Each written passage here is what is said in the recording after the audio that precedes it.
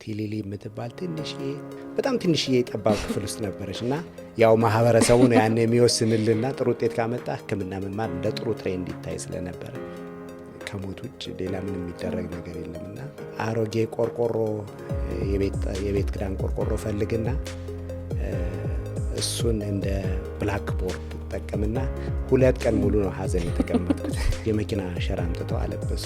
የሚተነፍሰውም አይቀርም በደንብ ነው የምሰማው። ይህ ልጅ እንዲህ የሆነ እንዴት ነው ይሄን ያህል ስኮር የሚያደርገው ብለው 60 ተማሪዎች አንድ መጋዘን ውስጥ ነው የሚያደርጉ። አሁን ሂዶ እኮ ጠየቀኝ፣ ምንድን ነው መጠጥ ጭቀጭቀኛለህ? ያው ከ42 ኪሎ አዘለልኩም እንጂ በዛች ባለችን ክብደት አጠናቅቄ ወጥቻለሁ። ህፃናት ላይ በጣም የህፃናት በሽታ ይበዛ ነበር። ትዝ የሚለኝ ከክብደቴ በላይ የሆነ መዶሻ ይዤ እኮ ነው ስቀጠቅጥ ሞሎ ይላል። ተሰዶ የሄደ ነው እሱ። እኔ በተመረቁ በ2ኛ ዓመቴ አግብቻለሁ።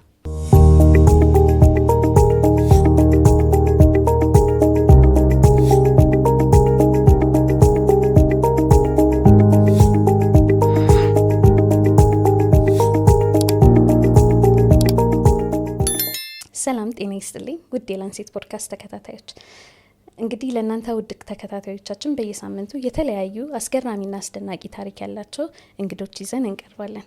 በዛሬ ፕሮግራማችን በላንሴት አጠቃላይ ሆስፒታል እንዲሁም በጥቁር አንበሳ የውስጥ ደዌ ስፔሻሊስት እንዲሁም የሳምባና የጽኑ ህሙማን ሰብ ስፔሻሊስት ሐኪም የሆኑትን ዶክተር አምሳሉን ይዘንላችሁ መጥተናል። ዶክ እንኳን ወደ ላንሴት ፖድካስት በሰላም መጣ። እስኪ ራስን በማስተዋወቅ እንጀምር። እኔ ዶክተር አምሳሉ ቢተው እባላለሁ። በጥቁር አንበሳ ስፔሻላይዝድ ሆስፒታልና በላንሴት አጠቃላይ ሆስፒታል የውስጥ ደዌ ህሙማን ስፔሻሊስት የሳምባና የጽኑ ህሙማን ሰብ ስፔሻሊስት ነኝ። ያው ላለፉት 28-29 ዓመታት ያው በህክምና ዓለም ላይ ይገኛለሁ። አሁንም ያው የምወደውን ሙያ በመስራት ላይ ይገኛለሁ። በጣም ደስ ይላል። እስኪ ዛሬ ወደ ኋላ መለስ ስንልና አስተዳደጎትና ከልጅነት ጊዜዎት እንጀምራለንና ዶክተር አምሳሉ የት ተወለዱ? ያው እኔ ተወልጄ ያደግኩት በቀድሞ ጎጃም ክፍለ ሀገር ያው ቆላ ደጋ ዳሞት አውራጃ ይባላል።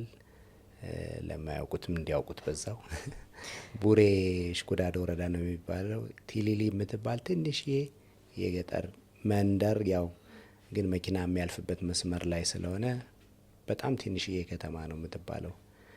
ያው የተወለድኩባቸው ቤተሰቦች ነጋዴ ናቸው።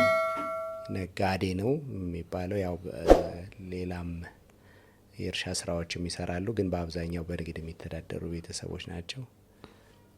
ከእንደዚህ አይነት ቤተሰብ ነው የተወለድኩት። ያው የመጀመሪያ ደረጃ ትምህርትና መካከለኛ እስከ 8ኛ ክፍል እዛው ተወልጄ ባደግኩበት ትንሽዬ መንደር ውስጥ ነው የተማርኩት።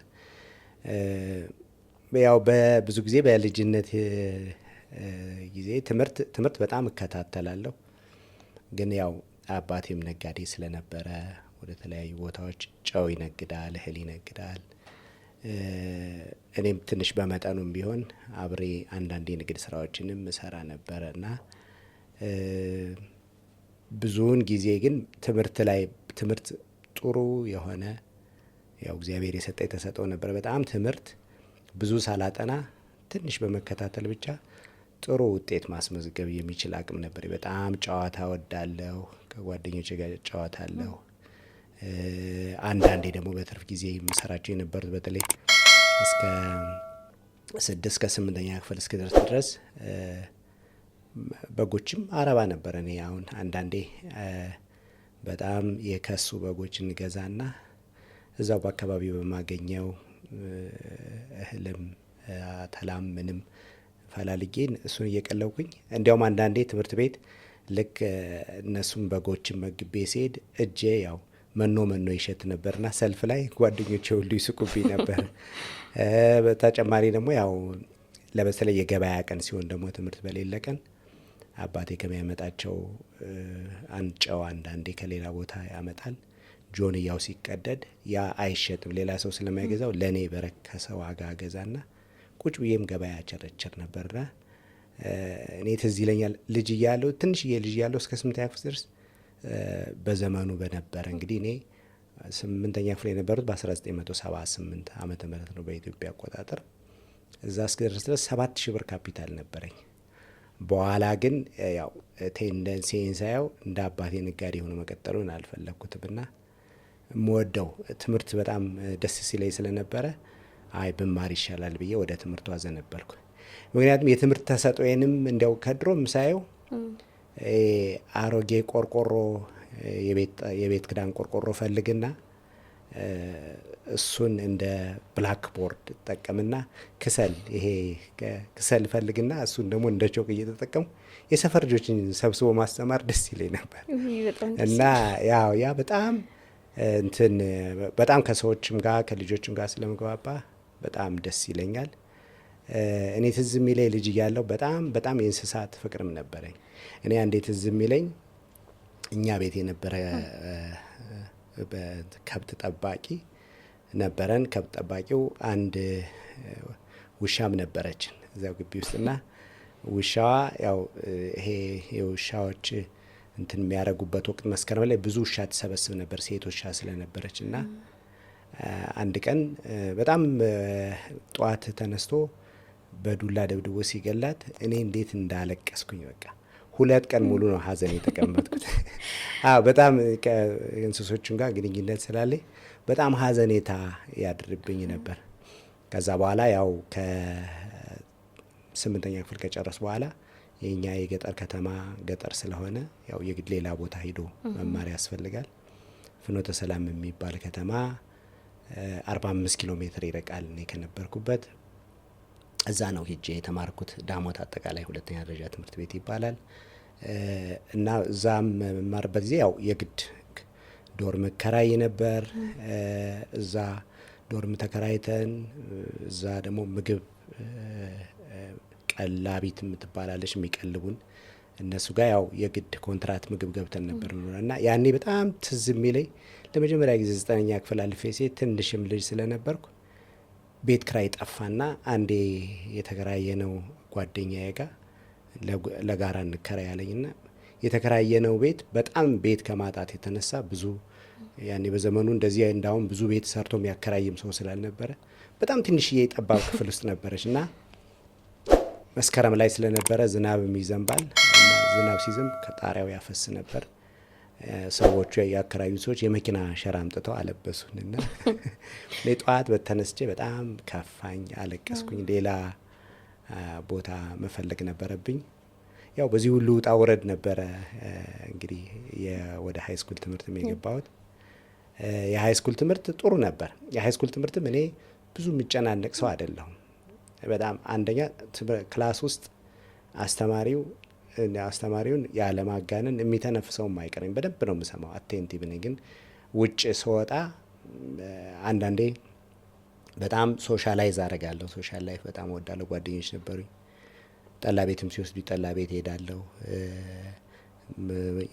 ኳስ ልጫወት ሲሉኝ ኳስ ሜዳ ሄዳለሁ። ግን መጨረሻ ላይ ይሄ ልጅ እንዲህ የሆነ እንዴት ነው ይሄን ያህል ስኮር የሚያደርገው ብለው ትንሽ ይገረሙ ነበርና የሃይ ስኩልም እንደዛ ነው። ከቤት የውጭ ከወላጆች ውጭ ነው እንትን ያልኩት። ግን ያም ቢሆን መጀመሪያ ጀምሬ በአላማ ስለተነሳው ብዙ ውጣ ውረድም ቢኖር ከቤተሰብ የቤታችን 4ኛ ልጅ ነኝ እና ከሞቀ ቤተሰብ ውስጥ ወጥቶ መማር ደግሞ ያኔ በነበረው በዛ ላይ ደግሞ ከገጠር ወደ ከተማ ሄዶ መማር ትንሽ ያስቸግር ነበር። ግን ያን ሁሉ ተቋቁሜ እግዚአብሔር ረድቶኝ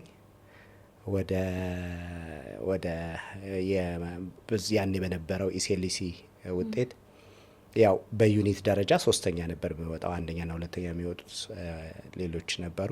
ግን በኢሴሊሲ ውጤት ግን ያው እኔ ነኝ ከሁሉም ቀድሜ ጥሩ ውጤት ሳመጣ ያው ወደ ሕክምና ሙያ ያው ማህበረሰቡ ነው ያን የሚወስንልና ጥሩ ውጤት ካመጣ ሕክምና መማር እንደ ጥሩ ትሬንድ ይታይ ስለነበረ ወደ ሕክምና ሙያ ገባሁኝ።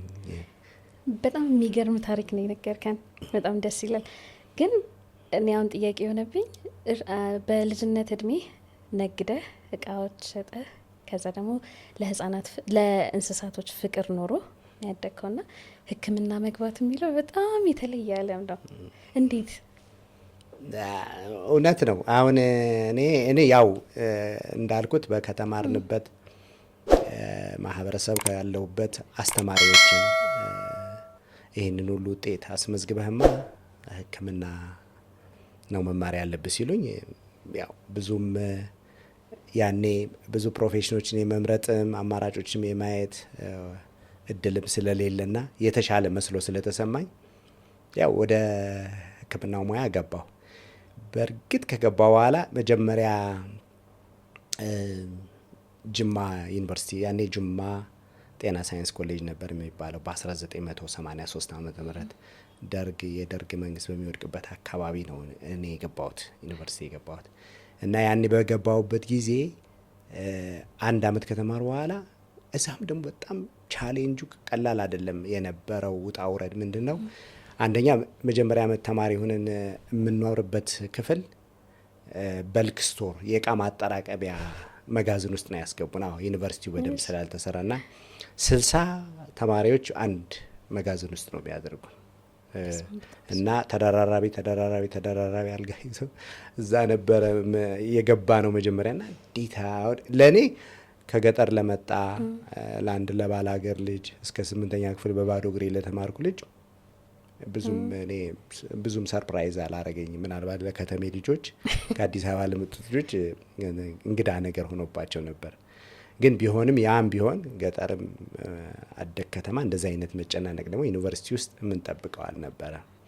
ያ የመጀመሪያ ዓመቱን ሳየው እንዴ ለምን ኢንጂነሪንግ ሳልሞክርም ብዬ አስቤ ነበር። ግን በኋላ እንደው ሳየው ግድ የለም ያው ሳየው እንደብል የቆየው ሳየውና 2ኛ ዓመት 3ኛ ዓመት ሲሄድ በጣም ለየሙያው ፍቅር እያደረብኝ መጣ እንጂ ከመጀመሪያው እውነቱን ለመናገር ከሆነ ከሀይ ስኩል ፍቅር ኑሮኝ ወይ ደግሞ ደስ ብሎኝ አይደለም የገባው። በእርግጥ ማስተማር በጣም እወዳለሁ። ማውቃትን ነገር ማሳወቅ በጣም ደስ ይለኛል። እሱን አምናለሁ።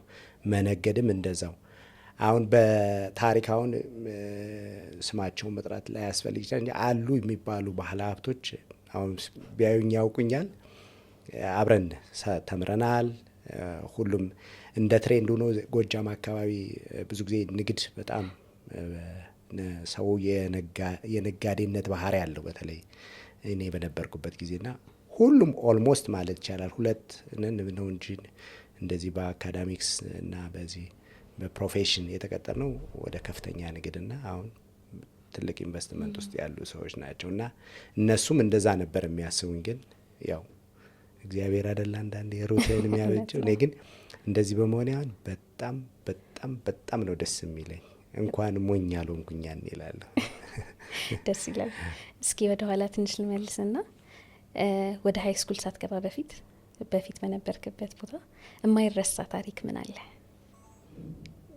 እኔ አሁን እንዲያው ትዝ የሚለኝ ታሪክ ድሮ እየተጫወትኩኝ ቤቴ ውስጥ ትዝ ይለኛል።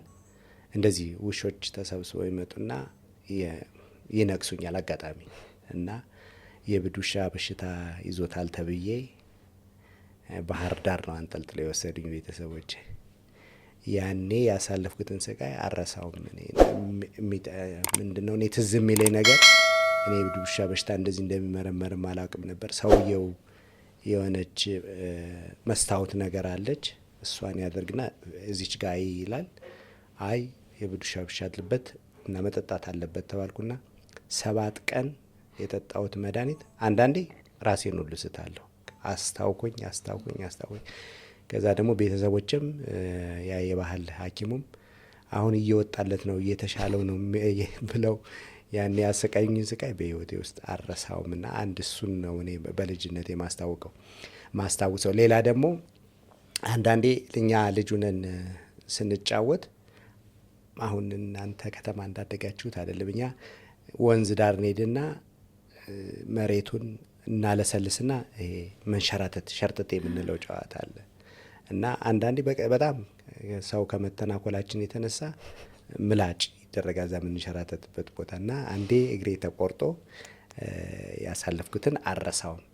ሌላ ደግሞ ወደ 7ኛ ክፍል 8ኛ ክፍል ላይ ከ7 ወደ 8 ሳልፍ እግሬን ተመትቼ ነበረ በእንጨት እና መሄድ አልችልም ነበር እና መሄድ በጣም በዱላም ይደክመኛል እና አንዴ ፈተና በፍጹም ይሄን ፈተና ሊያልፈኝ አይገባም፣ ክላስ ሊያልፈኝ አይገባም ብዬ እናቴ ተሸክማ ትወስደኝ ነበር። ትምህርት ቤት ድረስ ተሸክማ ትወስደኛል። እኔ በዱላ የተወሰነ ሄዳለሁ። በዱላው ሲደክመኝ ደግሞ እናቴ ትሸከምና ትወስድና ክላስ አስገብታኝ ትመለሳለች። ስጨርስ መጣ ትወስደኝ ነበርና እንደዛ ሁኜ ግን የተፈተንኳቸው ቦታዎች ከ60 ነበር፣ ከ58 በታች አላመጣሁም እና እኔ እሱ በጣም ለእኔ የሚገርመኛል። ምን አይነት ትጋት ሰጠኝ እግዚአብሔር ብዬ ይገርመኛልና ይህንን ታሪክ አረሳውም እና በጣም ማስታውሰው የልጅነት በኤሌመንታሪ ላይ ያለው ማስታውሰው ታሪክ ይሄንን ነው። በጣም ደስ ይላል። የትምህርት ፍቅር በጣም ይገርማል። አዎ በጣም እሺ፣ ይሄ ወደ ሀይ ስኩል ስትሄድ ከቤተሰብ ተለይተህ ወጥተህ ነበረ። የዛን ጊዜ ከባባድ ጊዜዎች ታሳልፋለህ ብዬ አምናለሁ። ምን አይነት ጊዜዎች አሳለፍክ? በተለይ እኔ ምንድነው ከቤት ሲወጣ በተለይ ትልቁ ችግር ከቤተሰብ መለየትና ሌላ ሰዎች ጋር መልመድ ትንሽ የተወሰነ ጊዜ አስቸግሮኝ ነበር። በተለይ የቤት ክራይ ችግር።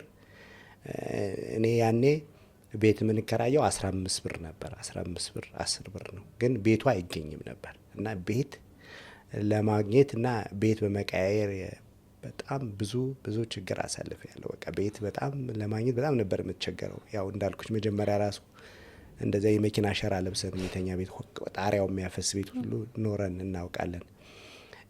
ሌላ ደግሞ እዛው በምንኖርበት ጊዜ ምግብ ያስቸግራል። ምክንያት ከውጭ ነው የምንበላው። አንዳንዴ የሚሰራው ምግብ ምናምን ታውቁታላችሁ አታውቁት ማለት የጓያ ወጥ ይባላል። በጣም ብዙ ቴስቲ ያልሆነ ምግብ ነገር እሱን ሁሉ መብላ። አንዳንድ የምግቡ የሚፈጥረው ችግር የራሱ ችግር ነበረ፣ ትልቅ ቻሌንጅ ነበረ። ሌላ ደግሞ ያው አንዳንዴ በጓደኛ የመወሰድ ነገር ይኖራል። አሁን በጓደኛ ስትወሰድ ጓደኛ የሚጠጣ ከሆነ ትንሽ መጠጥ ቤት የመሄድ እንደዚህ አይነት ነገር።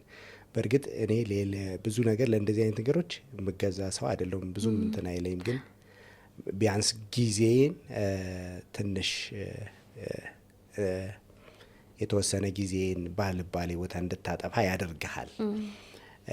ሌላው ምንድነው ያው ከቤተሰብ እርቀን ስንኖር ወደ ቤተሰብ ለመሄድ ደግሞ ያው መኪና 45 ኪሎ ሜትር ነው።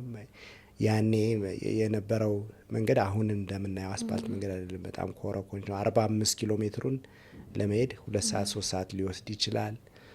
በጣም ትንንሽ አሮጌ መኪኖች ናቸው እና ለበዓል ቤተሰብ መሄድ መመለስ በጣም ቻሌንጅ ነበር።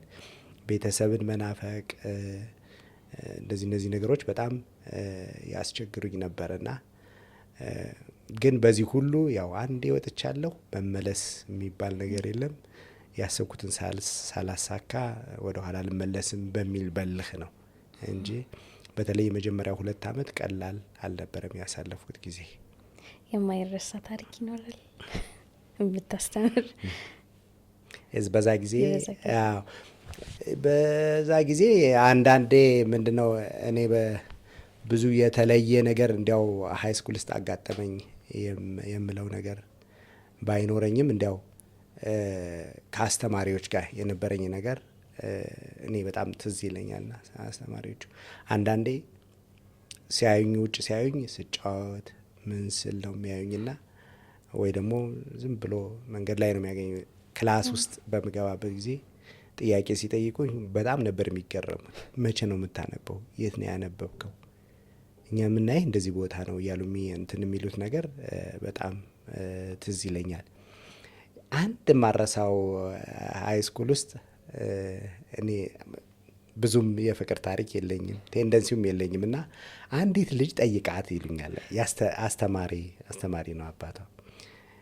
ኧረ እባካችሁ ምኑን ነው የሚጠየቀው? የሰው ልጅ ዝም ብሎ ይጠየቃል እንዴ ብዬ በኋላ እሺ ምን ላድርግ ደብዳቤ ጻፋለሁ። ደብዳቤ ጻፍኩኝ። ያው ፒር ግሩፕ አንዳንድ የሚያመጣው ነገር ደብዳቤ ጻፍኩና ልብ ስዬ ልቡ ላይ ጦር ያለው አድርጌ በቃ እሷን መጠበቅ ሆነ ስራዬ። ደግሞ ምንም እኮ ብዙም እንትኑ የለኝም እኮ ግን ሰዎች እኛም እንዲያድርገናል እና አድርግ በሚል ጊዜ እና ጠብቄ አንዴ አባቷ ነው ዘመድ ታሞባት ሆስፒታል ስትሄድ ጠብቄ እሱን ደብዳቤ ሰጠዋት።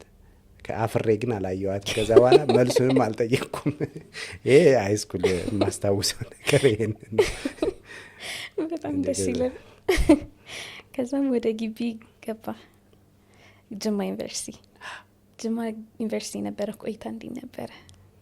ጥሩ ነው። የመጀመሪያው አመት ነው ጅማ ዩኒቨርሲቲ የመጀመሪያው አመት ያው ተደጋጋሚ እሱም ሌላ የምንለምደው አትሞስፌር ስለሆነ ትንሽ ያስቸግር ነበር የመጀመሪያው አመት። ያው ገና ጅማ ጤና ሳይንስ ኮሌጅ ከተከፈተ 7-8 አመት አካባቢ ነው እና እኛ 7ኛ ነው 8ኛ ባች ስለነበር ቀላል አልነበረም እዛ የነበረው ግቢ። ኦልሞስት ሁሉም ተማሪ ነርሱም አለ ላብም አሉ እንተዋወቃለን ትንሽ ከመሆኑ የተነሳ። ግን ያኔ የመጀመሪያ አመት ላይ አካባቢውን የመልመድ እንደገና ምግቡ ራሱ በጣም አስቸጋሪ ነበር። የካፌ ምግብ በጣም ያስቸግር ነበር። ከዛ ውጭ ደግሞ ሌላ አማራጭ የለም። ሽንት ቤቶቹ ብዙ እንትን አይደሉም፣ ኢንቫይቲንግ አይደሉም። እንዲያው አንዳንዴ ቆርቆሮም ነበረ በእኛ ጊዜ። በኋላ ነው 2ኛ አመት ከገባን በኋላ አንድ አዲስ ህንጻ ተሰራችና ነጭ ነበር። እንዲያውም ዋይት ሀውስ ብለን አወጣንላት ስም። በቃ እዛ መግባት ትልቅ ፕሪቪሌጅ ነው እና 2ኛ አመት ስንሆን ያው 10ም 8ም ሆኖ በአንዳንድ ዶርም ውስጥ እንደዛ ያንን እድል አግኝተናል። እና ጅማ ደግሞ የራሱ እንትን አለው። የመጀመሪያው አመት ትምህርትም በጣም እንትን ነበረ፣ ፈታኝ ነበረ። ቤዚክ ሳይንስ እንማራው። ከዛ በኋላ ግን 2ኛ አመት ጀምሮ ጥሩ ነው ፐርፎርማንስ። እንዲያውም 2ኛ አመት በመማርበት ጊዜ በጣም ገባኝና ጥሩ ነበር። ትዝ ይለኛል 2ኛ አመት ግብፃውያን ነበር የኛ የሚያስተምሩንና በተለይ ሳላህ የሚባል የአናቶሚ አስተማሪ አለ። ኤፒሳም የምትባል ደግሞ ሳላህ በጣም ነው የሚወደኝ እና እኔም ለነገሩ አናቶሚ አልታማም እና በቃ በሄደበት ሁሉ እኔን ነው የሚጠራው። በቃ ያኔ 98 ነበር ያመጣሁት እና በጣም ከኔ በኋላ አንድ ልጅ አምሳሉ የሚባል ሲመጣ አንተም እንደ ፕሪቬስ አምሳሉ ጎበዝ መሆን አለብህ እያለ ይነግረው ነበርና የፒሲዋን በጣም ከባድ ጊዜ ነው። እኔ ግን ብዙም አልተቸገርኩበትም። የፒሲዋንም ጊዜ በጣም ጥሩ ነው ያሳለፍኩት። ያው ፒሲቱም በጥሩ ጊዜ ያሳለፍኩኝ ግቢ ሲዋን ላይ ጥሩ ነው። ሌላ በኮሌጅ ውስጥ ያሳለፍኩትን የብድር ጊዜ ማረሳው። በጣም ያው ገንዘብ ያጥራል። ያኔ አጋጣሚ ሆኖ አባቴም በ1982 ከዚህ ዓለም በሞት ሲለይ እማዬ ብቻ ነች የምትረዳኝና እና እህቶች አሉ። ግን ያም ሆኖ ያው የተወሰነ የገንዘብ እጥረት ይኖራል። ቁርስ የምንበላበት መንሱር ቤት ያው ብዙዎቹ እኔ ጋ የተማሩት ያውቃሉ። እዛች ቆቆር ነበረ እንደ ጮርናቄ እንለውን ያኔ እሱን እየመዘገቡ ያው ገንዘብ ካልተላከልን በጣም ተመልሶ ለመሄድ እናፍራለን። ግን ብዙ ጊዜ እሱን በብድር የምንበላበት ደግሞ ያው እሱም ይነጫነጫል። አትከፍሉኝም ወይ አታምጡም ወይ እያለ እሱም ያሳለፍንበት ጊዜ ትዝ ይለኛል። በእርግጥ ምክንያቱም የካፌው ምግብ ብዙ እንትን የሚል አይደለም። ሌላ የተሻለ ምግብ ደግሞ ሂደን እንዳንበላም አቅምም የለም እና ይህን ትዝ ይለኛል። አንዳንዴ ደግሞ በተለይ በዩኒቨርሲቲ ውስጥ ካሳለፍኳቸው ይሄ አመቱ ሲያልቅ አካባቢ ትዝ ይለኛል። አሁን ፈተና ከጨረስን በኋላ ትንሽ ከተማ ወጥቶ ዘና ማለት ይፈልጋል ሰው። ገንዘቡ ስለሚያጥር አንድ የምናደርገው የነበረው ነገር የራሳችንን ካገኘን አሮጌ ጫማ፣ ሱሪ እሱን ያው ኩሉ በር የሚባል ነበረ ጅማ፣ እዛ ሂደን እንሸጥ ነበርና አንዳንዱም ሰዎች ጥለው የሄዱትን ጫማ የተመራቂ ተማሪዎች ጥለው የሄዱትን ልብስ ካገኘንም ያው እኛ ቦታ እናስይዝላቸው ነበርና በዛ የምናደርገው መዝናናትም ደስ ይላል። የልጅነትም ስለሆነ ከክፋትም ስላልሆነ እና እርስ በርስም ያው የግድ ራስን ማስተንፈሻ ያስፈልጋልና ይህንን አስታውሳለሁ። በትምህርት ቤት ጊዜ የልጅነት ጊዜ ነበረው። ንግድ አልቀረም ነበረ? አዎ በትንሹ ግን ከኔ የተሻሉ ሌሎች ስላሉ መቼም አሉ ሌላ ነጋዴ ልጆች። አሁንማ ጉራጌዎች ስለተጨመሩ ክለብ ውስጥ እነሱ በልጠውኛል፣ አስረክቤያለሁ። እኔ አብዛኛውን ጊዜ ከሀይ ስኩል ወደ ግቢ ሜዲሲን መማር ሲገባ መሀል ላይ ፕሪሜድ የነበረችው ጋፕ ቀለል ያለች ስለምትሆን ብዙ ጊዜ ታዘናጋለች እና ልክ ወደ ፒሲዋን ሲገባ ያው ጫናው ይበዛል፣ ሎዱ እየበዛ ይመጣልና አብዛኛው ጊዜ ለአብዛኛው ሰው አናቶሚ ከባድ ነበረ። ለአንተ እንዴት ነበር የካዳቫር ኤክስፒሪየንስ ነው? በጣም ለእኔ በጣም ቀላል ነው አናቶሚ በጣም ነው የምወደው። ሬሳውንም ብዙም አልፈራሁትም፣ ያው ገጠሬ ስለሆንኩ ይመስለኛል ብዙም አያስደነግጠኝም። እና እንዲያውም በጣም ትዝ ይለኛል ትልልቅ ግዳንግድ ሬሳ ነበር ያኔ እንትን ውስጥ ያለው፣ ግን ገብቶ እሱን መቆራረጥም ዳይሴክት ማድረግም ለእኔ ብዙ እንዲያውም በማታ ሁሉ እንገባ ነበረ። በማታ ሁሉ እየገባን እናይ ነበርና በግሩፕም ስለምን ዲሁን አላቅም። አናቶሚ ማጥናት በጣም ሆቤ ነው። አዎ ግሬ አናቶሚ የሚባል መጽሐፍ በደንብ ቃል በቃል ነበር የማውቀው። አሁን እንዲያውም እኔ ብዙ ጊዜ ሰርጀሪ ይማራለሁ ብዬ አስብ ነበር፣ ግን እሱም በኋላ ደግሞ እንዲያውም ብዙ ጊዜ ስናጠና አሁን በግሩፕ ይሄዳል እና አንዳንዶቹ ገና ቁጭ ሲሉ ጀምረው እንቅልፍ ይጥላቸዋል። አንዳንድ ጓደኞች የነበሩ ምንስቅባቸውና ግን እኔ ከሄድኩኝ ካጠናው በተለይ ይሄ አናቶሚ ካዳቨሩም ገብቶ መስራቱ ብዙም አላስቸገረኝም፣ አላስፈራኝም ነበረ። ጥሩ ነበረ። ደስ ይላል።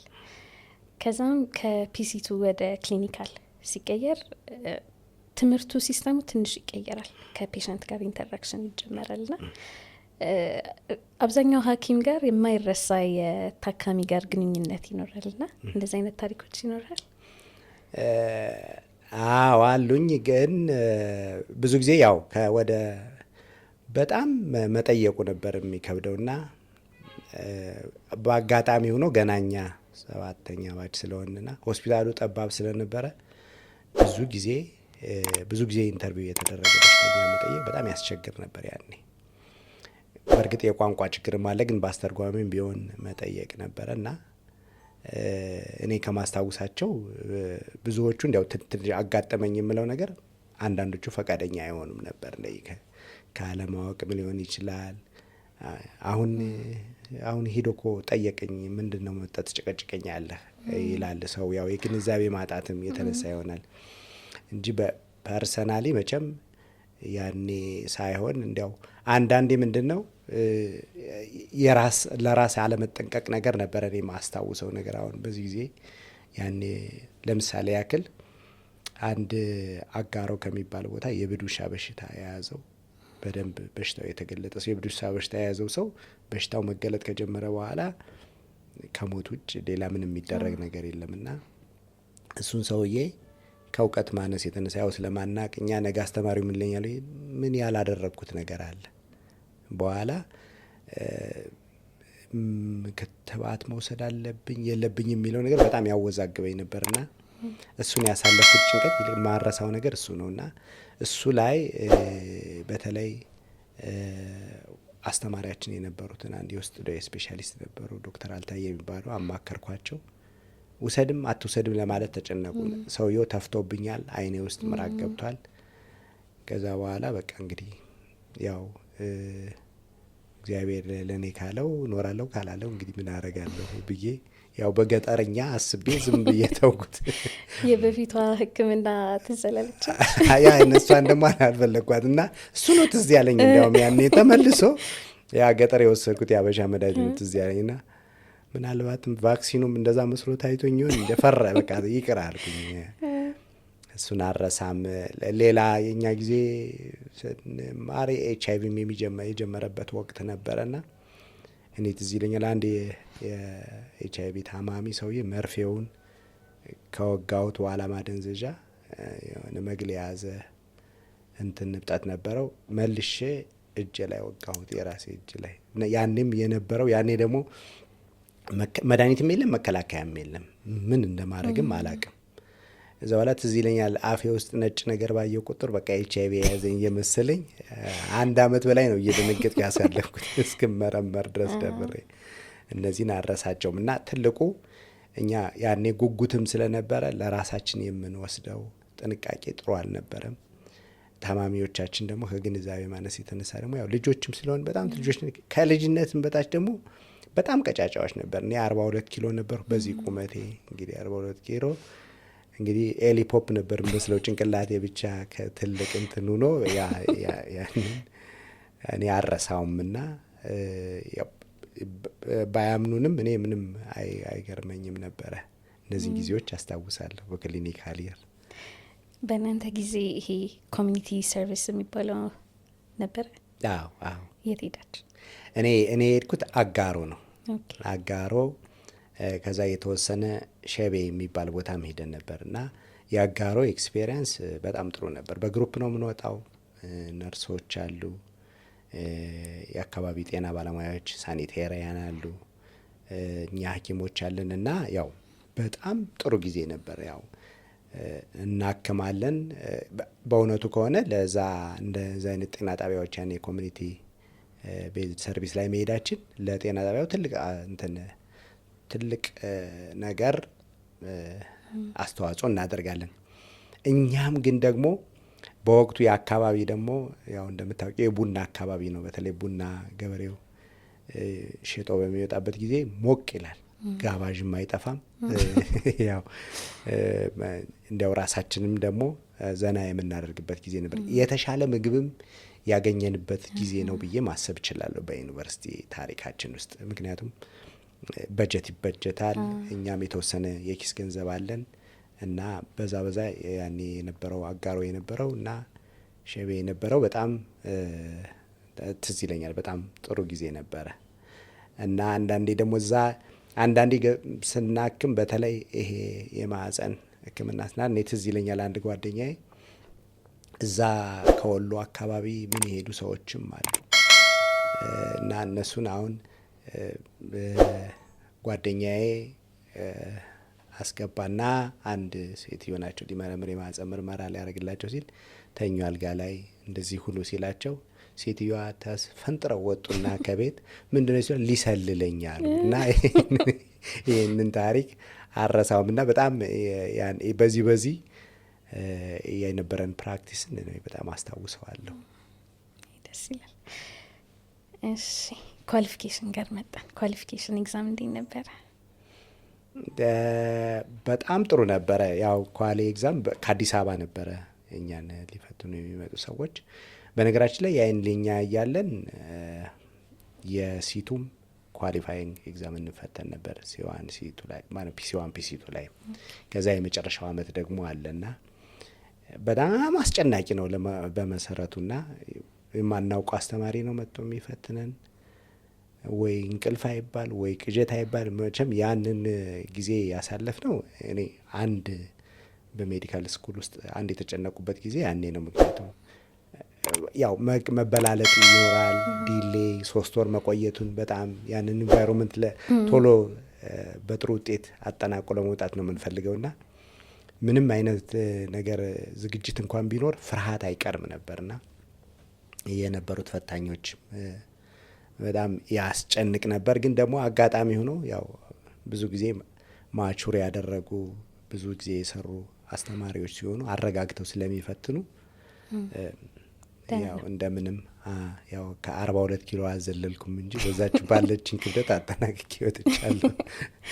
በዚሁ ኢንተርንሺፕ እንዴት ነበረ?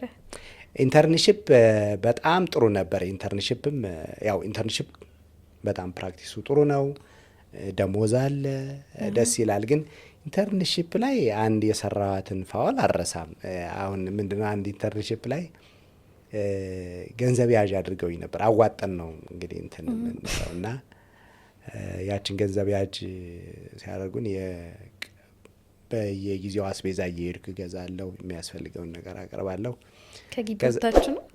ግቢ ውስጥ ነው። ግቢ ውስጥ ግን ለብቻችን ነው ምግብ እናዘጋጀው። ለብቻችን በግሩፕ ነው እናዘጋጀው።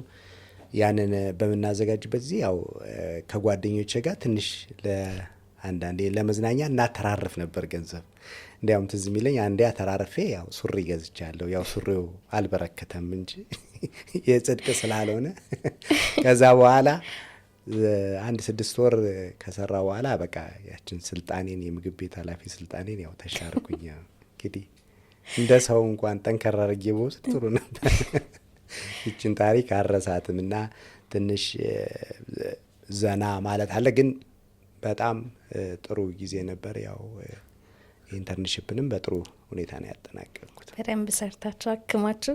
በጣም ከጅማ ዩኒቨርሲቲ ወጥታችሁ ሰርታችሁ ታውቁ ነበር ወይስ? አዎ ከጅማ ዩኒቨርሲቲም ግን አብዛኛውን ጊዜ እጥረትም ስለነበረ እኛ ከጅማ ውጭ ብዙም አይመድ ጤና ጣቢያ ብቻ እንሄዳለን።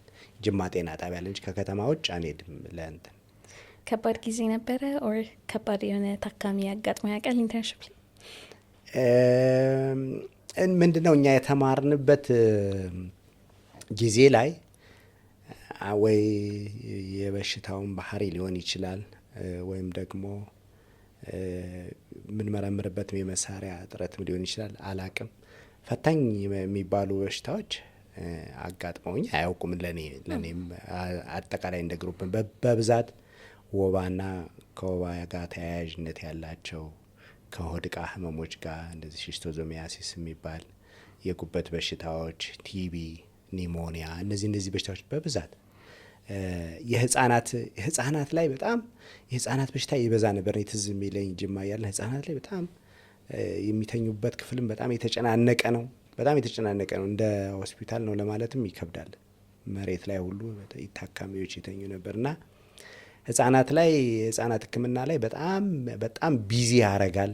እንቅልፍ የሚባል ነገር የለም እና አንዳንዴ ያው ህጻናት ላይ ብዙ ጊዜ አቤቱታውን ይዘው የሚመጡ ወላጆች ናቸው እና አንድ ጓደኛ ነበረና የእኛም ትንሽ ቀደም ይላል፣ ግን ምን ያደርግ ነበር ያው አንዳንዴ ልጅም ስትሆን ያው ማገናዘብም ሊያንስ ይችላል። ማታ እንዳይቀሰቅሱት ለአስታማሚዎች ዲያዜፓም ይሰጣቸው ነበር። ይህም የእንቅልፍ የሚያስወስድ በኋላ ይህን እንደሚያደርግ ታውቆ ልጁ 3 ወር እንዲደግም ተደረገና እሱ ትዝ ይለኛል።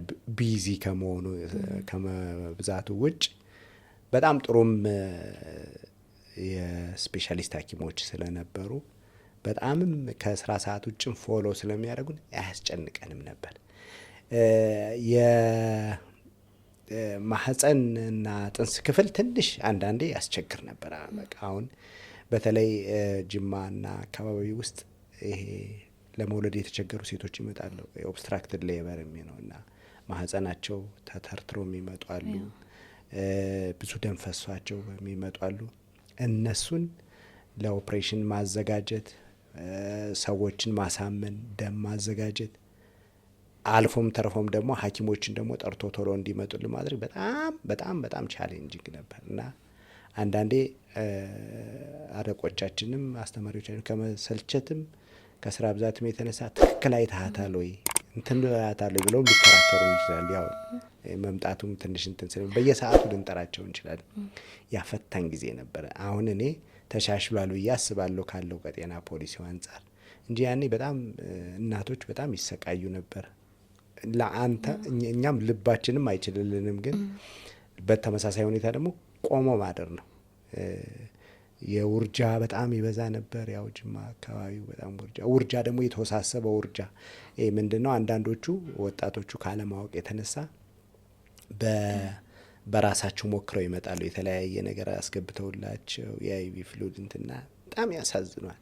በጣም አንጀት ይበላሉና እሱን ነገር አረሳውም። ኢንተርንሽፕ ላይ ቢዚ የሚያደርጉ ሁለቱ ነበሩ እንጂ ሰርጀሪና የውስጥ ደዌ ሕክምና ክፍል እንኳን ያን ያክልም ቢዚ አያደርግም ነበር። በጣም ደስ ይላል። እሺ ከዛ ተመረቅን። ከተመረክ በኋላ ቀጥታ ነው ወደ ስፔሻሊቲ ትሬኒንግ የገባኸው ወይስ ስራ ሰርታ ነበር? አይ ሰርቻለሁ። እኔ መጀመሪያ በእኛ ጊዜ እንደዛ አይደለም። ሚኒመም 2 አመት ነው የሚባለው እና ያኔ እኛ ስንመደብ እጣ ነገርም ነበረ እና የእያንዳንዱ ክልል የሚሰጥ እጣ ነበረ እና መጨረሻ ላይ እኔ እጣው ካለቀ በኋላ የትግራይና ሶማሌ ክልል ብቻ ነው የቀረኝ። በቃ ትግራይ ብሄድ ይሻለኛል ብዬ ትግራይ እጣ አውጥቼ ሄድኩኝ። ቀጥታ ስራ የጀመርኩት ትግራይ ውስጥ ነው። ትግራይ ውስጥ እኔ መጀመሪያ ስራ የጀመርኩበት ቦታ በ1990 ዓመተ ምህረት ነው እና በጣም ወጣ ያለ ቦታ ነበር። ተንቤን ወይ ደግሞ አብይ አዲ የሚባል ቦታ ነውና ምናልባት የድሮ ሰዎች ከሆኑ እናንተ እንኳን ላታውቁ ትችላላችሁ። ስዊድኖች የሰሯቸው ኢስቡ የሚባሉ ትንንሽ ትምህርት ቤቶች ነበሩ። ለኤሌመንታሪ ልጆች ስንሰሩ አጫጭር ናቸው ጣሪያቸው። እዛ ውስጥ ነበር የምንሰራው እና በጣም ጎንበስ ብለን ገብተን እዛ ነበር የምናክመው። በእውነቱ እኔ አንድ ወር እዛ አብያዲ የሚባለው ቦታ ያሳለፍኩት ደግሞ ሌላ ቻሌንጅ ነው እና ከተማው በጣም ገና ምንም ያላደገ ነው።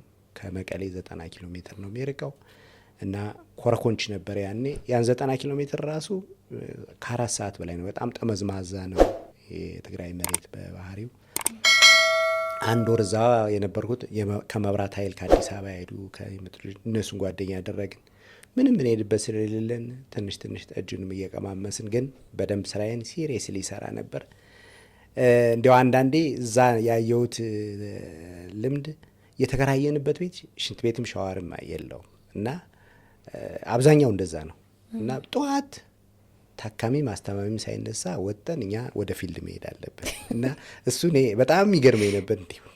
እኛ ይህን ህዝብ እንዴት ሐኪም እንባላለን እኛ እያልኩ በጣም እንትን እንል ነበር። ሻወር የቀበሌ ወይ ምናምን አሉ በቆርቆሮ የተሰሩ እዛ ጋር ሄደን ነበረ ሻወር የምንወስድ የነበረው።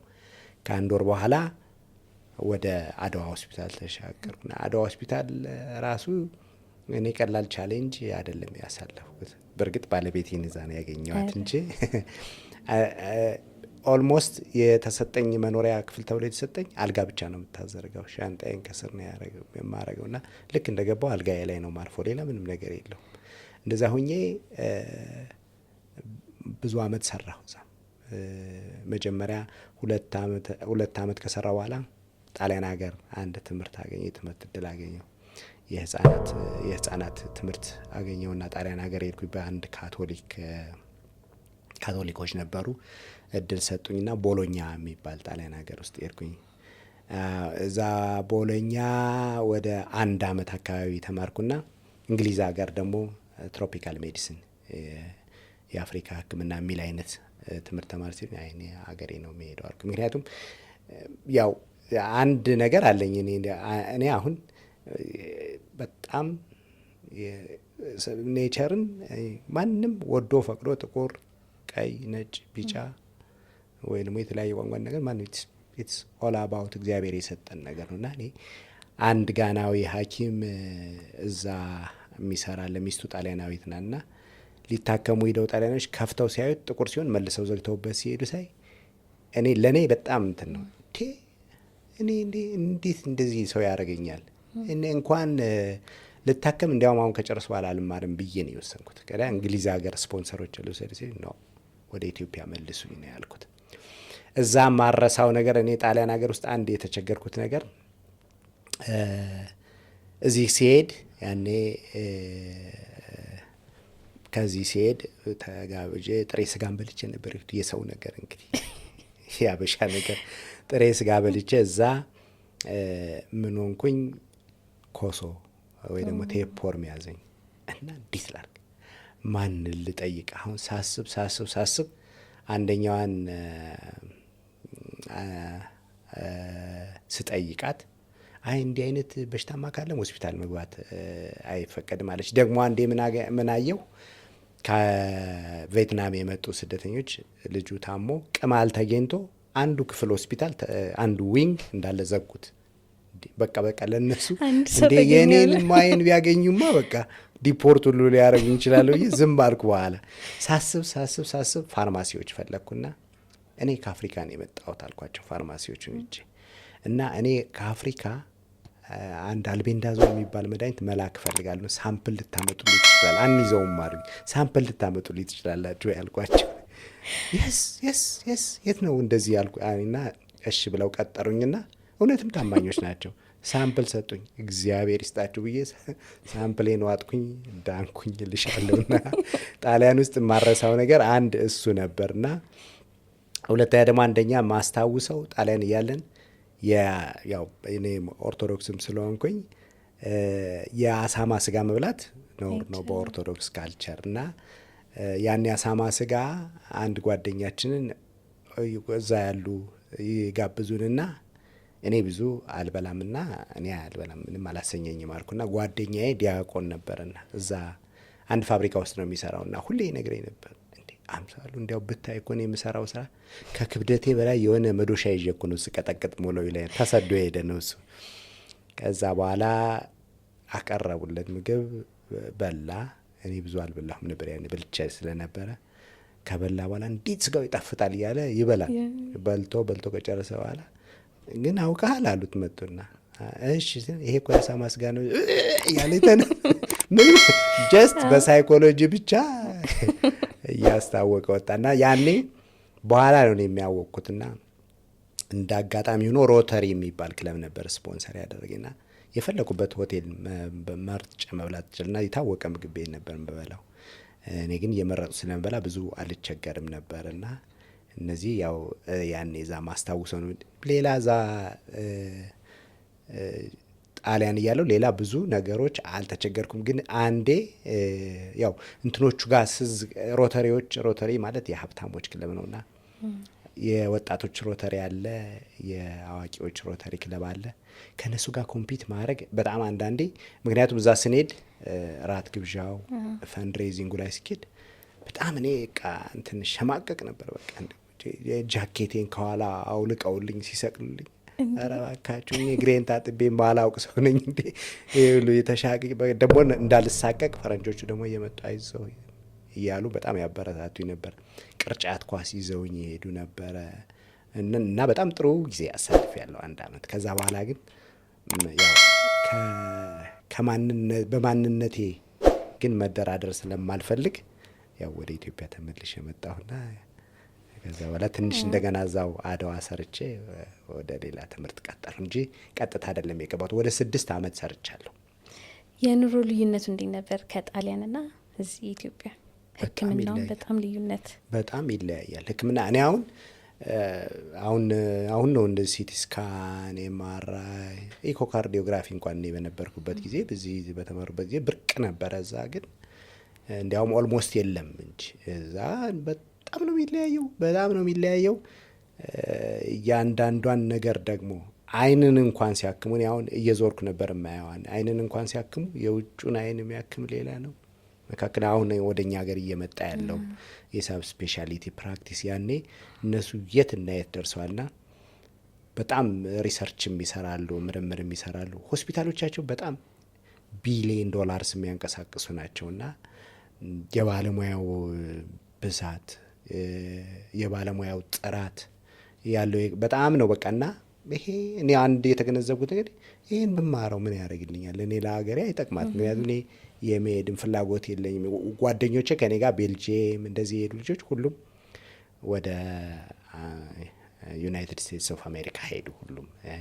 እኔ ያው ብቻ ያው እግዚአብሔር አለ ጣፈንታን አያስቤውም አላቅም ወደ ሀገር ቤት ተመለሱና በጣም ይለያያል የሕክምናው ደረጃ። እስኪ ከባለቤት ጋር የተገናኘህበትን ሁኔታ ትንሽ ታሪኩን ብትነግረን። ባለቤቴ ጋር የተገናኘ ነው እሷ እዚህ አዲስ አበባ ነበር የምትማረው እና ግን ያው ቤተሰቦቿ ያሉት አድዋ ነው። አድዋ አባቷን ልታስታምም ትመጣለች እና ያኔ ስትመጣ ተዋወቅን። ያው እኔ አንድ ነገር ለህሊናዬና ለእግዚአብሔር የገባሁት ቃል ስለነበረ እኔ ከአንድ ሴት ጋር አፌር ካለኝ ወይ ደግሞ የሆነ ነገር የቃልህም እንትን ካልክ ያው እኔ በቃ ግብቶ መኖር ነው የምፈልገው የሚል ሀሳብ ስለነበረኝ ያኔ ነው የተዋወቅ ነው። ያኔ የተዋወቅን። አዲስ አበባ ስመጣም ትቀበለኛለች፣ እዛም ስትመጣ ትጠይቀኛለች። ከዛ ግንኙነታችን እያደገ ሄደ። ብዙ አልቆየንም እውነቱን ለመናገር ከሆነ እኔ በተመረቁ በ2ኛ ዓመቴ አግብቻለሁ። አገባው ካገባዋት በኋላ ነው እንዲያውም ወደ ጣሊያን ሀገር የሚሄድኩት እንጂ ሳንጋባ አይደለም የሄድ ነው። እና እሷም በጣም ጥሩ ልጅ ናት፣ ጥሩ ሴት ናት። እውነቱን ለመናገር ከሆነ በጣም በብዙ ነገር ደግፋኛለች። አሁን ስፔሻሊ ጣሊያን ሲሄድ የእሷ ሳፖርት አለበት። አሁን ስፔሻሊቲ ስማር ሰብ ስፔሻሊቲ ስማር ልጆች አሁን ስፔሻሊቲ ስንማር ለምሳሌ 2 ልጆች ነበሩኝ እኔ ትልቋ ልጅና ሁለተኛው ልጅ። አሁን ትልቋ ልጄ 21 ዓመቷ ነው። አሁን ኮሌጅ ጨርሳለች።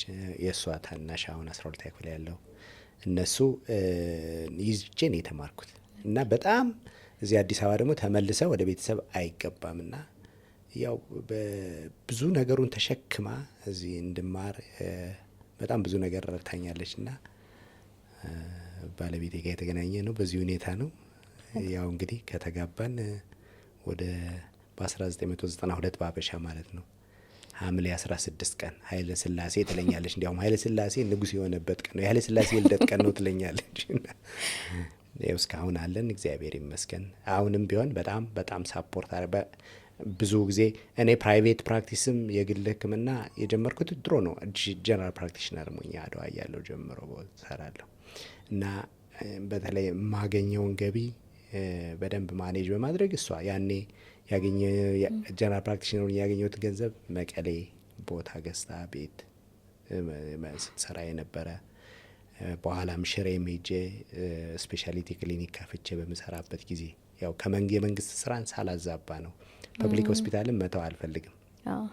ያኔ እንትን ገንዘቡን ማኔጅ የምታረግ ክሊኒኩን የምታሰራ ቤቶች የምትሰራልኝ እኔ እንድማር ሁሉን ነገር ማኔጀሬም ናት፣ ባለቤቴም ማኔጀሬም እህቴም ናት እና በጣም ብዙ ነገር ደግፋኛለች። የእሷ አሻራ በጣም ብዙ ነው በልህም በልጆችም ላይ ያው ጎበዝ ናት፣ ቆራጥ ናት፣ ደፋር ናት እና ይህንን እንግዲህ በዚህ ሁኔታ ነው ባለቤቴ ጋር የተዋወቅ ነው ለማለት ያክል ነው።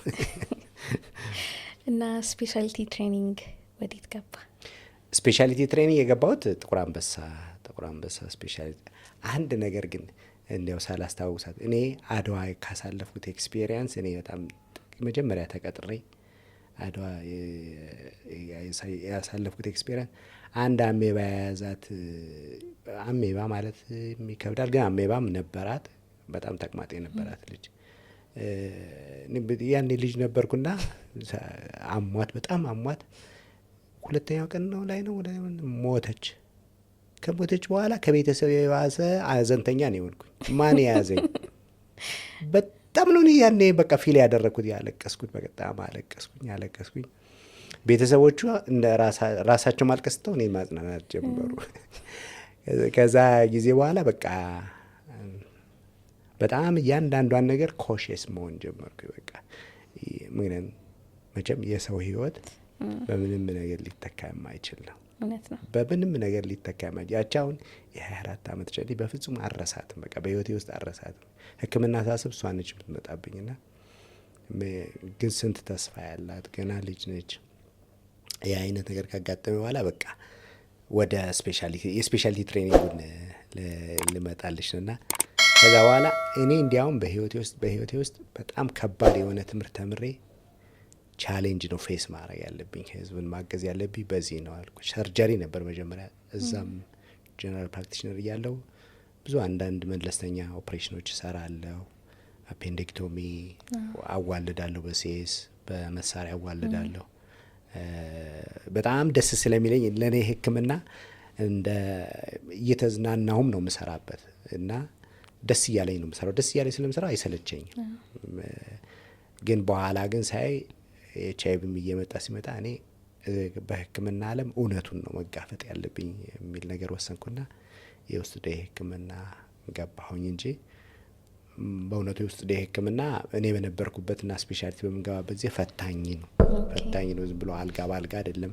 የመጨረሻውን የሰዎችን ህመም መርምሮ ማወቅም ከባድ የነበረበት ጊዜ ነው። ከዛ አዲስ አበባ ዩኒቨርሲቲ ገባሁ። ያው ባለቤቴንም ልጆቼንም ይዤ መጣሁ። እዚህም ቀላል ቻሌንጅ አይደለም። እኔ ካዛንቺስ የተከራየሁበት ቤት አይጦቹ ምን እንደሚያካክሉ አሮጌ ቤት ነበር። አሁን የፈረሰው ሰፈር ውስጥ ነበር የተከራየን። በጣም ነበር በቃ ጠባብ ነው። በዛ ላይ ደግሞ ውስጥ ለውስጥ ነው። እዛ ነበር። ከዛ ወጣን፣ እንደገና ገርጂ ገባን። ገርጂ ከገባን በኋላ እንደገና ሰንጋተራ፣ ምክንያቱም ግቢ መግባት አልችልም ሁለት ልጆች ስላለኝ።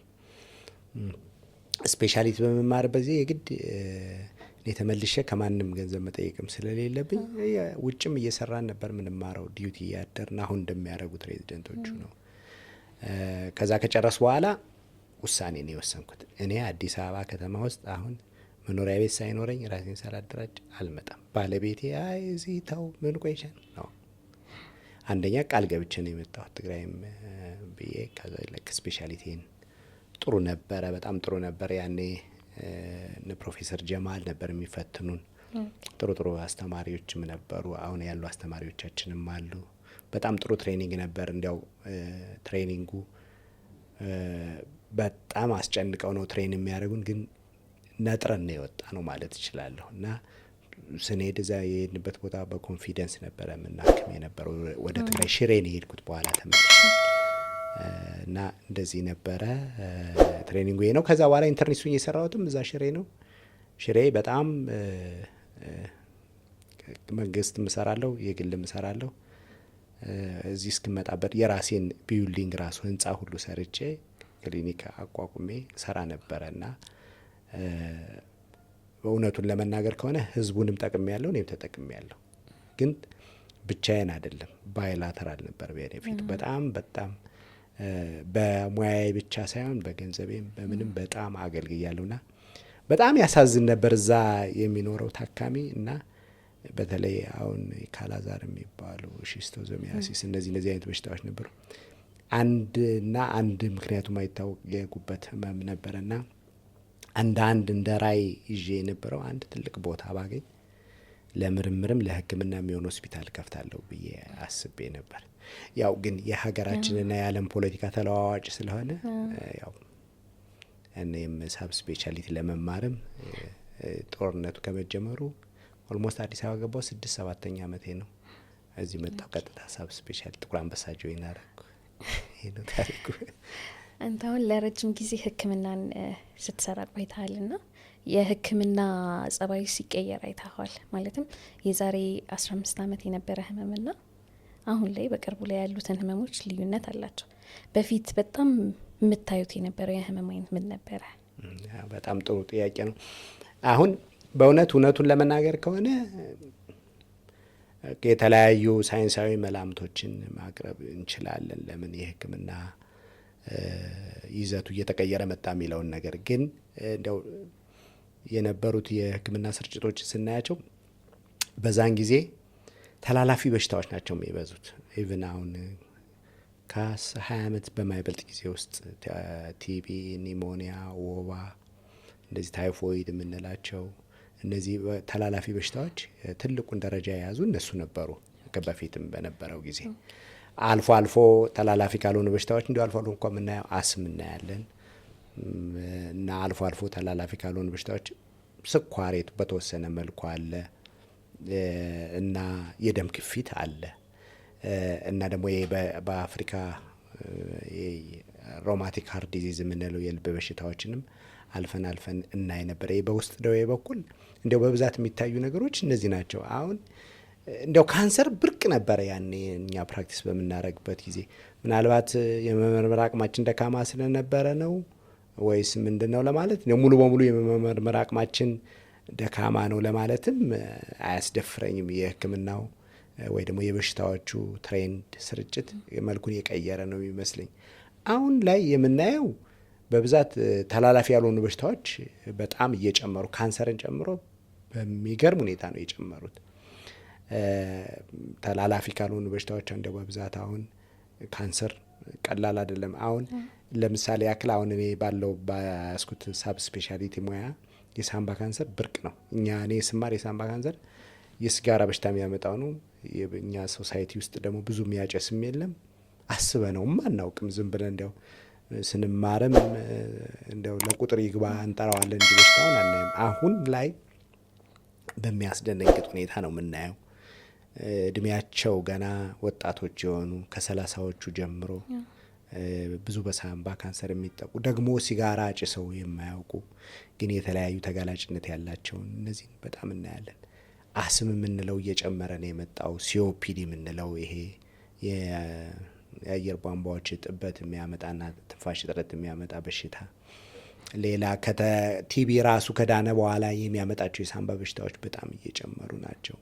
ስኳር፣ ደም ግፊት፣ የኮሌስትሮል ችግር፣ የሆድ ዕቃ ህመሞች፣ የመገጣጠሚያ ችግሮች እነዚህ ሁሉ እንዲያው እኔ እንዲያው ስላላወቅናቸው ነው ብዬ አላስብም። እንዲያው ብናያቸው ኑሮ እንኳን አትሊስት ምልክታቸውን እናውቅ ነበር። ግን አሁን ዘመን እየገፋ ሲሄድ የሰው የአየር ንብረት ለውጡ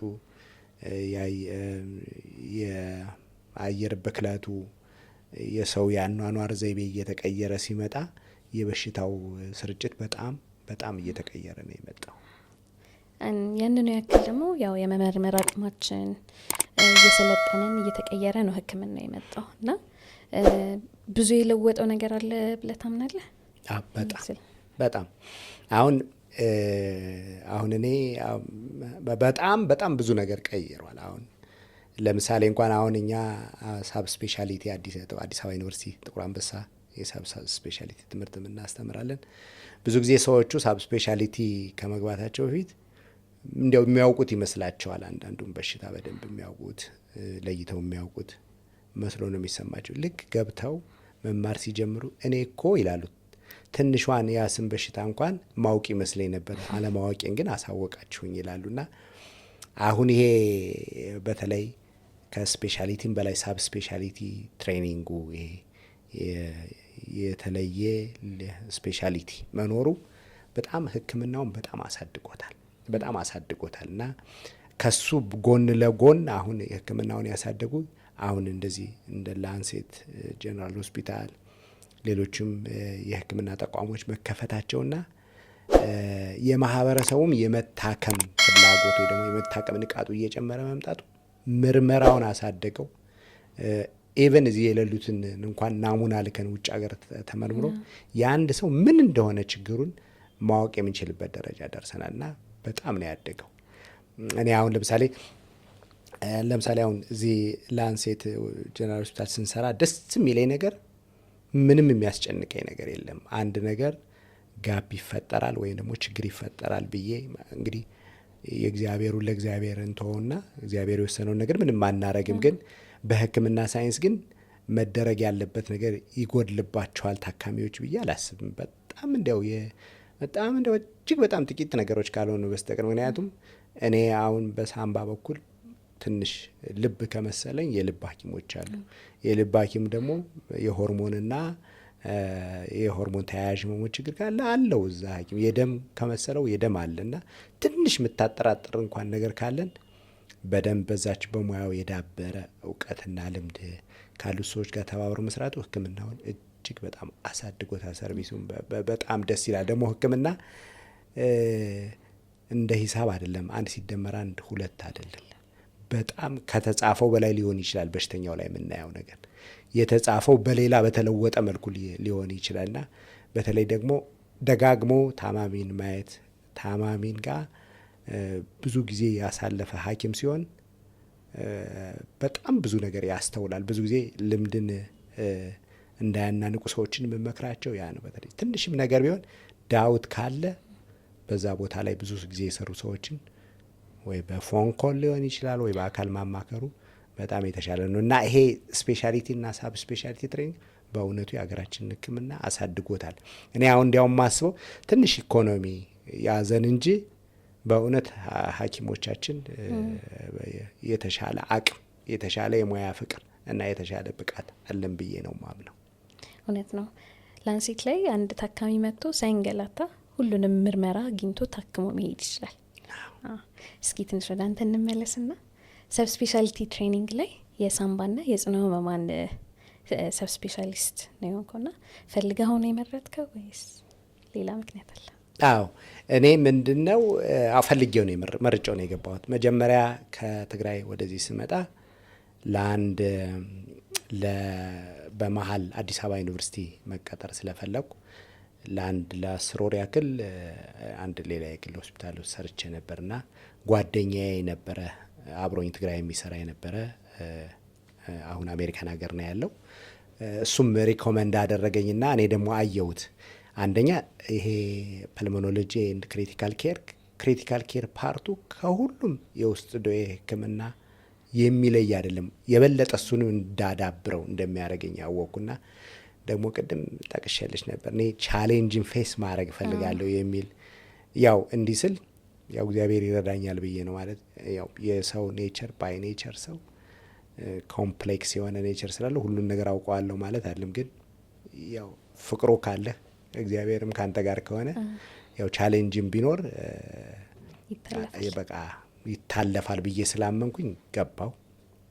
በጣም ወደድኩት እና ሳብ ስፔሻሊቲ ትሬኒንግ እኛ ጋር ያው አብዛኛውን ትሬኒንጉን የሚሰጡን አሜሪካን ሀገር ያሉ ሐኪሞች አሉ፣ እኛም ሀገር ያሉ ሐኪሞች አሉ።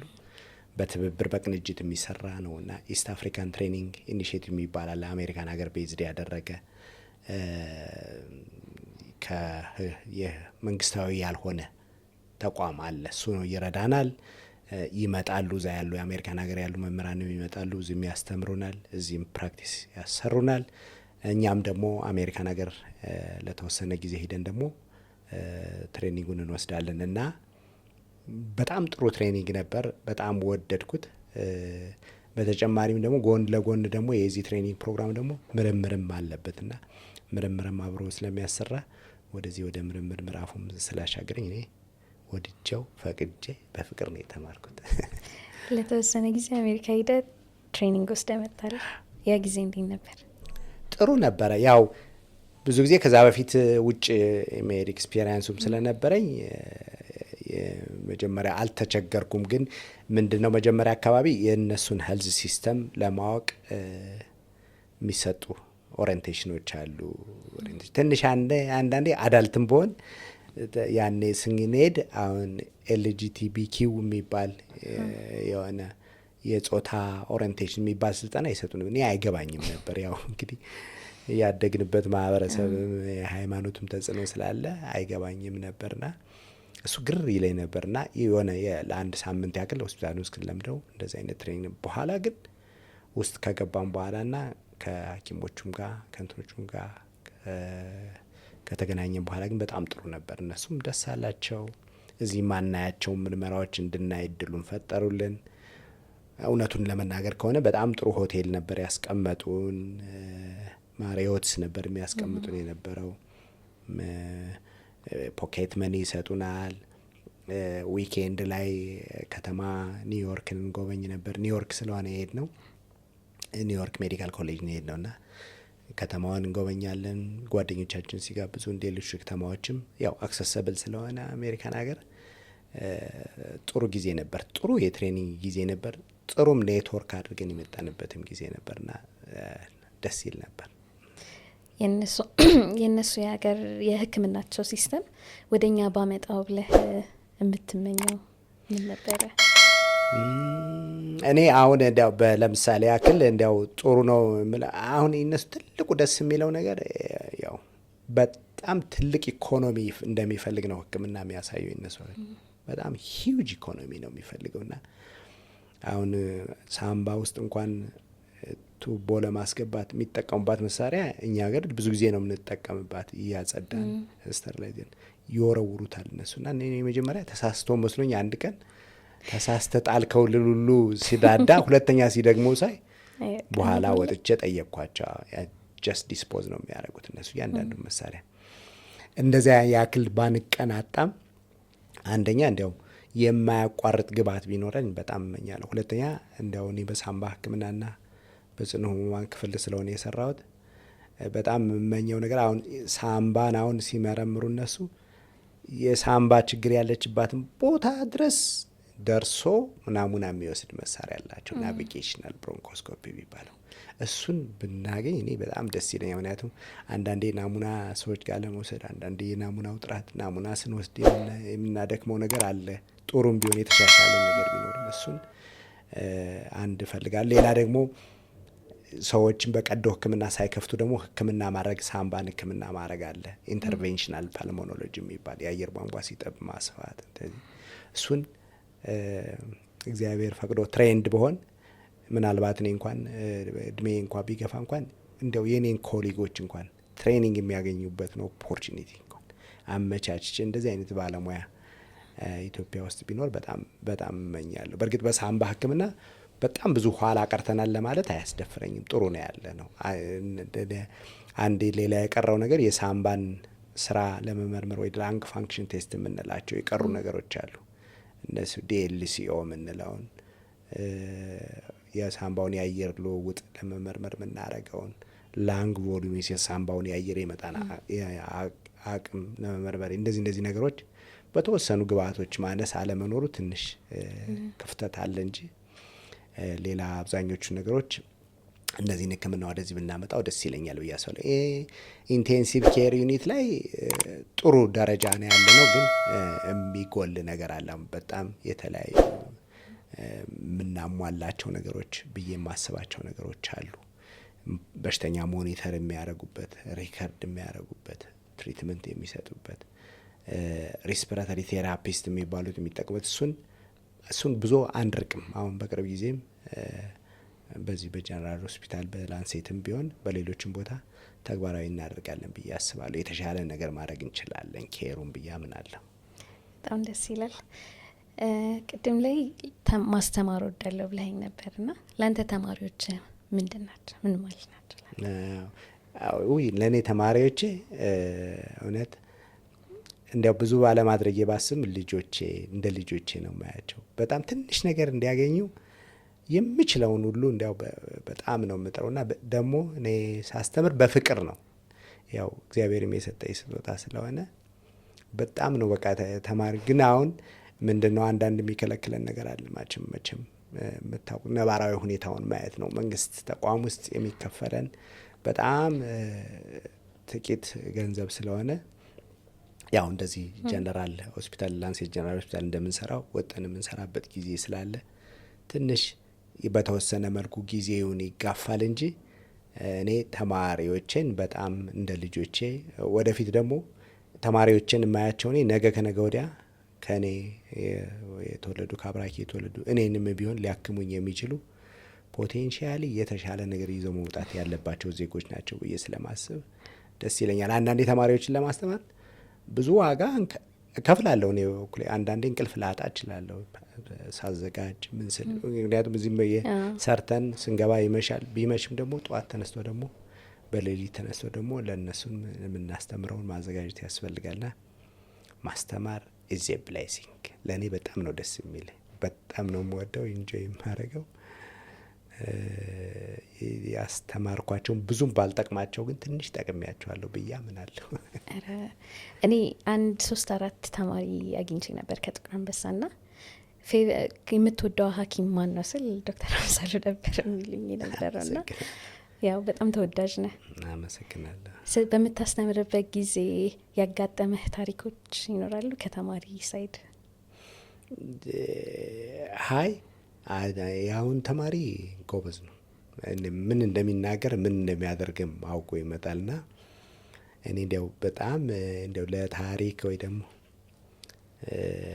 ለመናገር ይሄ ነው የምለው ብዙ የተለየ ነገር አላጋጠም። በቃ ከቀጠርኳቸው ፓንክቹዋል ናቸው፣ ይመጣሉ፣ የሚችሉትን ነገር በሙሉ ይሞክራሉ፣ ኦሬንት ባደረግኳቸው መንገድ ይሄዳሉና የተለየ አጋጣሚ እንኳን አላጋጠመኝም። አሁን አንተ ስራ ትሰራለህ፣ ታስተምራለህ፣ ቤተሰብ አለ፣ ለመማርም ትሞክራለህ። ይህንን እንዴት ነው ወርክ ላይፍ ባላንስ የምታደርገው? ይሄ ቀላል ነገር አይደለም። በጣም ከባድ ነው። ግን በተቻለ መጠን እኔ አሁን ባለቤቴን ወይዘሮ ናርዶስን እና ልጆችን በጣም ማመስገን እፈልጋለሁ። በጣም ነው ይረዱኛል። ፓሽኔን እንድኖር በጣም ነው የሚረዱኝ እንጂ ተገቢውን ጊዜ ተገቢውን እንክብካቤ አድርጌላቸዋለሁ ለማለት ይከብደኛል። ግን በተቻለ መጠን ቀኖች አሁን በተለይ አሁን ቀኖችን መድቤላቸዋለሁ። አሁን ማክሰኞ፣ ሐሙስ ማታ ያገኙኛል ፍሪሊ። እሁድ ሙሉ ቀን የነሱ ነው። እሁድ ሙሉ ቀን ያው አብረን ቤተ ክርስቲያን እንሄዳለን፣ አብረን እንመለሳለን፣ አብረን ምግብ ለመብላት እንወጣለን፣ ውጭ መብላት እንወዳለን ቅዳሜና እሁድ ሲሆን ያን አድርጌ በተቻለ መጠን ያው ለማካካስ እሞክራለሁ። ግን ያው ልጆቹ ደግሞ ሞር ታይም ለማግኘት ነው የሚሞክሩት። ባስጠናቸው ደስ ይላቸዋል። ግን ይህን ነገር በሚያሳዝን ሁኔታ ቁጭ ብዬ አስጠንቻቸው ማውቀው በጣም የተወሰነ ጊዜ ነው። በጣም እዚህ አምሽቼ ስራ ነው የሚሄደው፣ ደክሞኝ ነው የሚሄደው። በዚህ ጉዳይ ላይ ክፍተት አለኝ።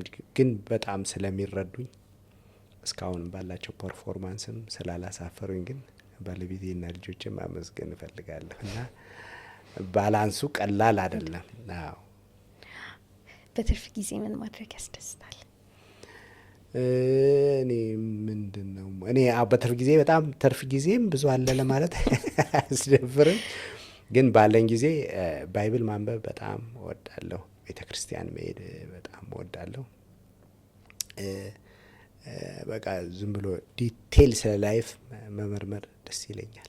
ያንን ነገር ኢንጆይ ያደርገዋለሁ። ከዛ አንዳንዴ ደግሞ ሶሻላይዝ ማድረግ እወዳለሁ ጓደኞቼ ጋር ወይም ደግሞ ቤተሰብ ጋርም አልፎ አልፎ። ግን በአብዛኛው ግን እንደዚህ አይነት ነገሮች ትርፍ ነገር ከሕክምና ውጭ እኔ ሌላ መጽሐፍ አላነብም። ባይብልና የባይብል ነገሮችን ስለ ላይፍ መመርመር በጣም ደስ ይለኛል። ና ብዙ የላይፍ ጥያቄዎችን ደግሞ እኔ ከመጽሐፍ ቅዱስ ውስጥ ብዙ የሚመልስልኝ ስለማላገኝ የመጽሐፍ ቅዱስን ለሃይማኖት ለመወገን ብዬ ሳይሆን እኔ የህይወት መልስ አለው ብዬ ስለማምን እሱን ኢንጆይ ያደርገዋለሁ በጣም። ከዛ ውጭ ጠዋት ተነስቶ ቤተ ክርስቲያን ፍሪ ታይም ካገኘው ሁሉ ቤተ ክርስቲያን መሄድ በጣም ያስደስተኛል፣ ደስ ይለኛል። ከዛ ውጭ ግን በጣም የምወደው ነገር ማከም ለእኔ ስራ አይደለም። ስራ አይደለም ለእኔ በጣም ነው ኢንጆይ የማደርገው፣ ደስ ይለኛል። ምክንያቱም እኔ ታካሚን የምረዳው የታመመ ሳይሆን የታመመ ገላ ያለው ሰንበዴ አድርጌ ሳይሆን እንደኔ ራዕይ ያለው ሀሳብ ያለው ስሜት ያለው ቤተሰብ የሚፈልገው አገር የሚፈልገው ሰው ሆኖ ስለሚታይ መጀመሪያ ያ ነገር ነው ፊቴ ውስጥ የሚመጣና ሰዎችን ቶሎ ብዬ ካች ማድረግ የምፈልገው ያንን ነው። ቢሎንግ እንደሚያደርጉኝ ማሳየት ደስ ይለኛልና በእውነትም ቢሎንግ ያደርጉኛልና በጣም ታይም ወስጄ ነው ማዋራው። እኔ ደስ ይለኛል ታይም ወስጄ ነው። አንዳንዴ ምናልባት ከበሽታቸው ውጭ ላዋራቸው ይችላል። ሰዎቹ ምናልባት ወሬ ፍለጋ ሊመስላቸው ይችላል። ግን እኔ እንዲያውም ብዙ ስለ ሰው ብዙ እንትን አይደለሁም። ግን ቢሎንጊንግነስ እንዲሰማቸው እኔ ቦስ እነሱ እንትን አይነት ነገር እንዳይሰማቸው በቃ አንድ ላይ ነገራቸው ነገሬ እንደሆነ እንዲሰማቸው እፈልጋለሁ። እና ያ ሬክሬት ስለሚያደርገኝ ሌላ መዝናኛ አይ ዶንት ላይክ በቃ ይሄ በጣም ደስ ይለኛል ሰዎች ጋር መፈጥራቸው ነገሮች። እና ይሄ ነው እኔ እንትን ጊዜን ማጠፋው በብዛት። ያው የሕክምና ትምህርት ጉዞ በጣም አስጨናቂና አድካሚ ነውና በጭንቀት በሚሰማ ጊዜ ምን አይነት መንገዶች ትጠቀማለህ ከጭንቀቶቹ ለመውጣት? እኔ እንዴት ብዬ ልንገርሽ? ምክንያቱም ብዙ ኢንጆይ ያደረግኩ ስለምሰራ አስጨናቂ ነገር አሳልፋለሁ። አሁን አስጨናቂ ነገር ለምሳሌ ያክል አንድ ነገር መቼም ያው ሁሉ ነገር የምንሰራው ነገር በእኛ እጅ አይደለም ያለው፣ ያው በእግዚአብሔር እጅ ያለ ነገር ነውና አንዳንዴ የፈለግከው ነገር ሳይሆን ያልፈለግከው ነገር ሊከሰት ይችላል። ያም ቢሆን ብዙ ጊዜ ራሴን እና ሕሊናዬን ጠይቀዋለሁ። ዲድ አይ ዱ ሰምቲንግ ሮንግ ብዬ ነው የማስበው። ምን ያጎደልኩበት ነገር ምን አለ? ይሄን አላደረግኩም፣ ይሄን ያላደረግኩለት ባለፈው ደግሞ ሊያገኘ ይፈልጉ ያላገኙት ነገር ካለ ጊልቲ ፊሊንግ ይሰማኛል። ግን እኔ ያው በፎርጊቭነስ ስለማምን ከተቻለ ሰውየውንም ካለ ሶሪ ባለፈው እንደዚህ ሁኜ ነው እንደዚህ ያላረኩልህ ስለው ለእኔ በጣም ሪሊፍ ከስትረሱ ነጻ ነው የሚያደርገኝ። ኢን ዘ ሴም ታይም ደግሞ በቃ ያው ኃላፊነት የሰጠህ መቼም ሂፖክራተስ ኦዝ ራሱ እግዚአብሔር ስም ምለህ የምትገባበት ነገር ነው። በስሙ ምለህ ያው እግዚአብሔርንም ፎርጊቭነስ ትጠይቃለህ። እኔ በጣም ኦፍሎድ ነው የሚያደርገኝ እና እንደዛም ስለማድረግ ይመስለኛል እንቅልፍ ችግር የለብኝም፣ የመረጋጋት ችግር የለብኝም። ለነገ አላሳድርም እንዲህ አይነት ነገሮችን ዛት ዳይ ያንን ነገር ቶሎ ብዬ እንትን ስለምለው አጠራቅሜ ስትረስ ውስጥ አልገባም። የማልሰራውን የማልችለውን ነገርም ከአቅሜ በላይ የሆነውን ነገርም አልቀበልም። ያ ነው አንዱ ሜካኒዝም ማድረገው እሱን ነው። ግን ያው በትዳርም በልጆችም ስትኖር አንዳንድ ነገር እንትን ስትረስ ይኖራል በልጆችም እኔ ምን አንድ ነገር የማደርገው ጸጥ ማለት እና ሰብሰብ ማለት ነው። እኔ አንድ የምጠቀምበት ሜካኒዝም ለሚፈጠሩ ነገሮች ቶሎ እዛው እንትን መልስ ለመስጠት መሞከርና ቶሎ ሶሉሽን ለማምጣት መሞከር ወደ ሌላ ጥፋት ነው የሚዳርገውና ሰብሰብ ብዬ ሳስብና ራሴን ሳረጋጋው ስቴብል ሙድ ነው ያለኝ እኔ። ደስ ይላል። ለተማሪዎች ከዛም ወጣት ሐኪሞች አለን ለእኛ የምትመክረን ነገር ካለ? እኔ አንድ የምመክረው ነገር አንደኛ ስትሰሩ ነው የምለው እኔ ከህሊናንና እግዚአብሔርን ማምለጥ አይቻልም። ሁለቱም ፈጣሪንና ህሊናን ማንም መሸሽ አይችልም። ለህሊናም የሚመች ለፈጠረን አምላክ የሚመች ነገር ለመስራት መጀመሪያ ፕሮሚስ መግባት አለበት ሰው ከራሱ ጋር። ሁለተኛ ደግሞ ሕክምና ፓሽን ካልሆነ እንዲሁ ሕክምና ገቢ ያገኝበታለሁ ዶክተር ተብዬ እጠራበታለሁ ተብሎ የሚገባ ፕሮፌሽን አይደል። በፓሽን በመሰጠት ነው። ሁለንተና የህይወትን ክፍል የሚፈልግ ሙያ ነው። ቤትም ተሂዶ ሌላም ቦታ ተሂዶ እንደዛ የሚደረግ ሙያ ነው። በሶስተኛ ደረጃ ታማሚን የምናይበት ፐርስፔክቲቭ እኔ ለተማሪዎች ምክር ታማሚ ማለት እኔ ታማሚ ብሎ ለመጥራትም አንዳንዴ ክሌንት ደንበኛ ብዬ ብጠራው ነው ደስ ቢለኝ። እሱም እንደኔ ሰው ነው። ራዕይ አለው፣ የራሱ ሀሳብ አለው፣ የራሱ ስሜት አለው እና እውቀትም ይኖራቸውም አይኖራቸውም፣ ግንዛቤ ይኖርም አይኖርም የሰዎችን የደንበኞቻችን ስሜት ሀሳብና ፈቃድ መጋራት መቻል አለብን። ያለ ፈቃድ የሚሰራ ነገር የለም። ይሄ ነጻ ፈቃድ ሰው በተፈጥሮ ፈጣሪ የሰጠው በተፈጥሮ ፈጣሪ የሰጠን ነገር ነው። ያን ነጻ ፈቃድ እሱን አልፈን ምንም ማድረግ አይፈቀድም። ይህንን ማክበር ያስፈልጋል። አራተኛ ሕክምና በየጊዜው የሚያድግ ሳይንስ ነው። እኔ አሁን የመጀመሪያ ዲግሪን ስወስድ የነበረው የሕክምና ግንዛቤና አሁን ያለው የሕክምና በጣም ብዙ ደረጃ አድጓል። አንድ ሰው ሐኪም ከሆነ ገጠር የሚስራም ከተማ ሁል ጊዜ ራሱን ከዘመኑ እውቀት ጋር እያደሰ ወይም ደግሞ እያነበበና እየተለወጠ የማይመጣ ከሆነ በጣም ሐኪም ሆኖ መቀጠል በጣም ይከብዳል እና ይህንን ነገሮች አሟልቶ ሐኪም መሆን የሚፈልግ ካለ ሕክምና በጣም ደስ የሚል ሙያ በጣም ብሌሲንግ መባረክ ነው ብዬ ነው የማስበው። እኔ ኢንጆይ ስለማረገው ማለት ነው። እና በሕክምና ሌላ እንደ መጨረሻ ግን ቻሌንጅ እንዳለው ግን ደግሞ ማወቅ አለበት ሰው ውስጥ ድረስ የምናውቀው ሁሉንም ነገር አይደለም የምናውቀው። ማናውቀው ብዙ ነገር እንዳለ ደግሞ ግንዛቤ ሊኖር ይገባል።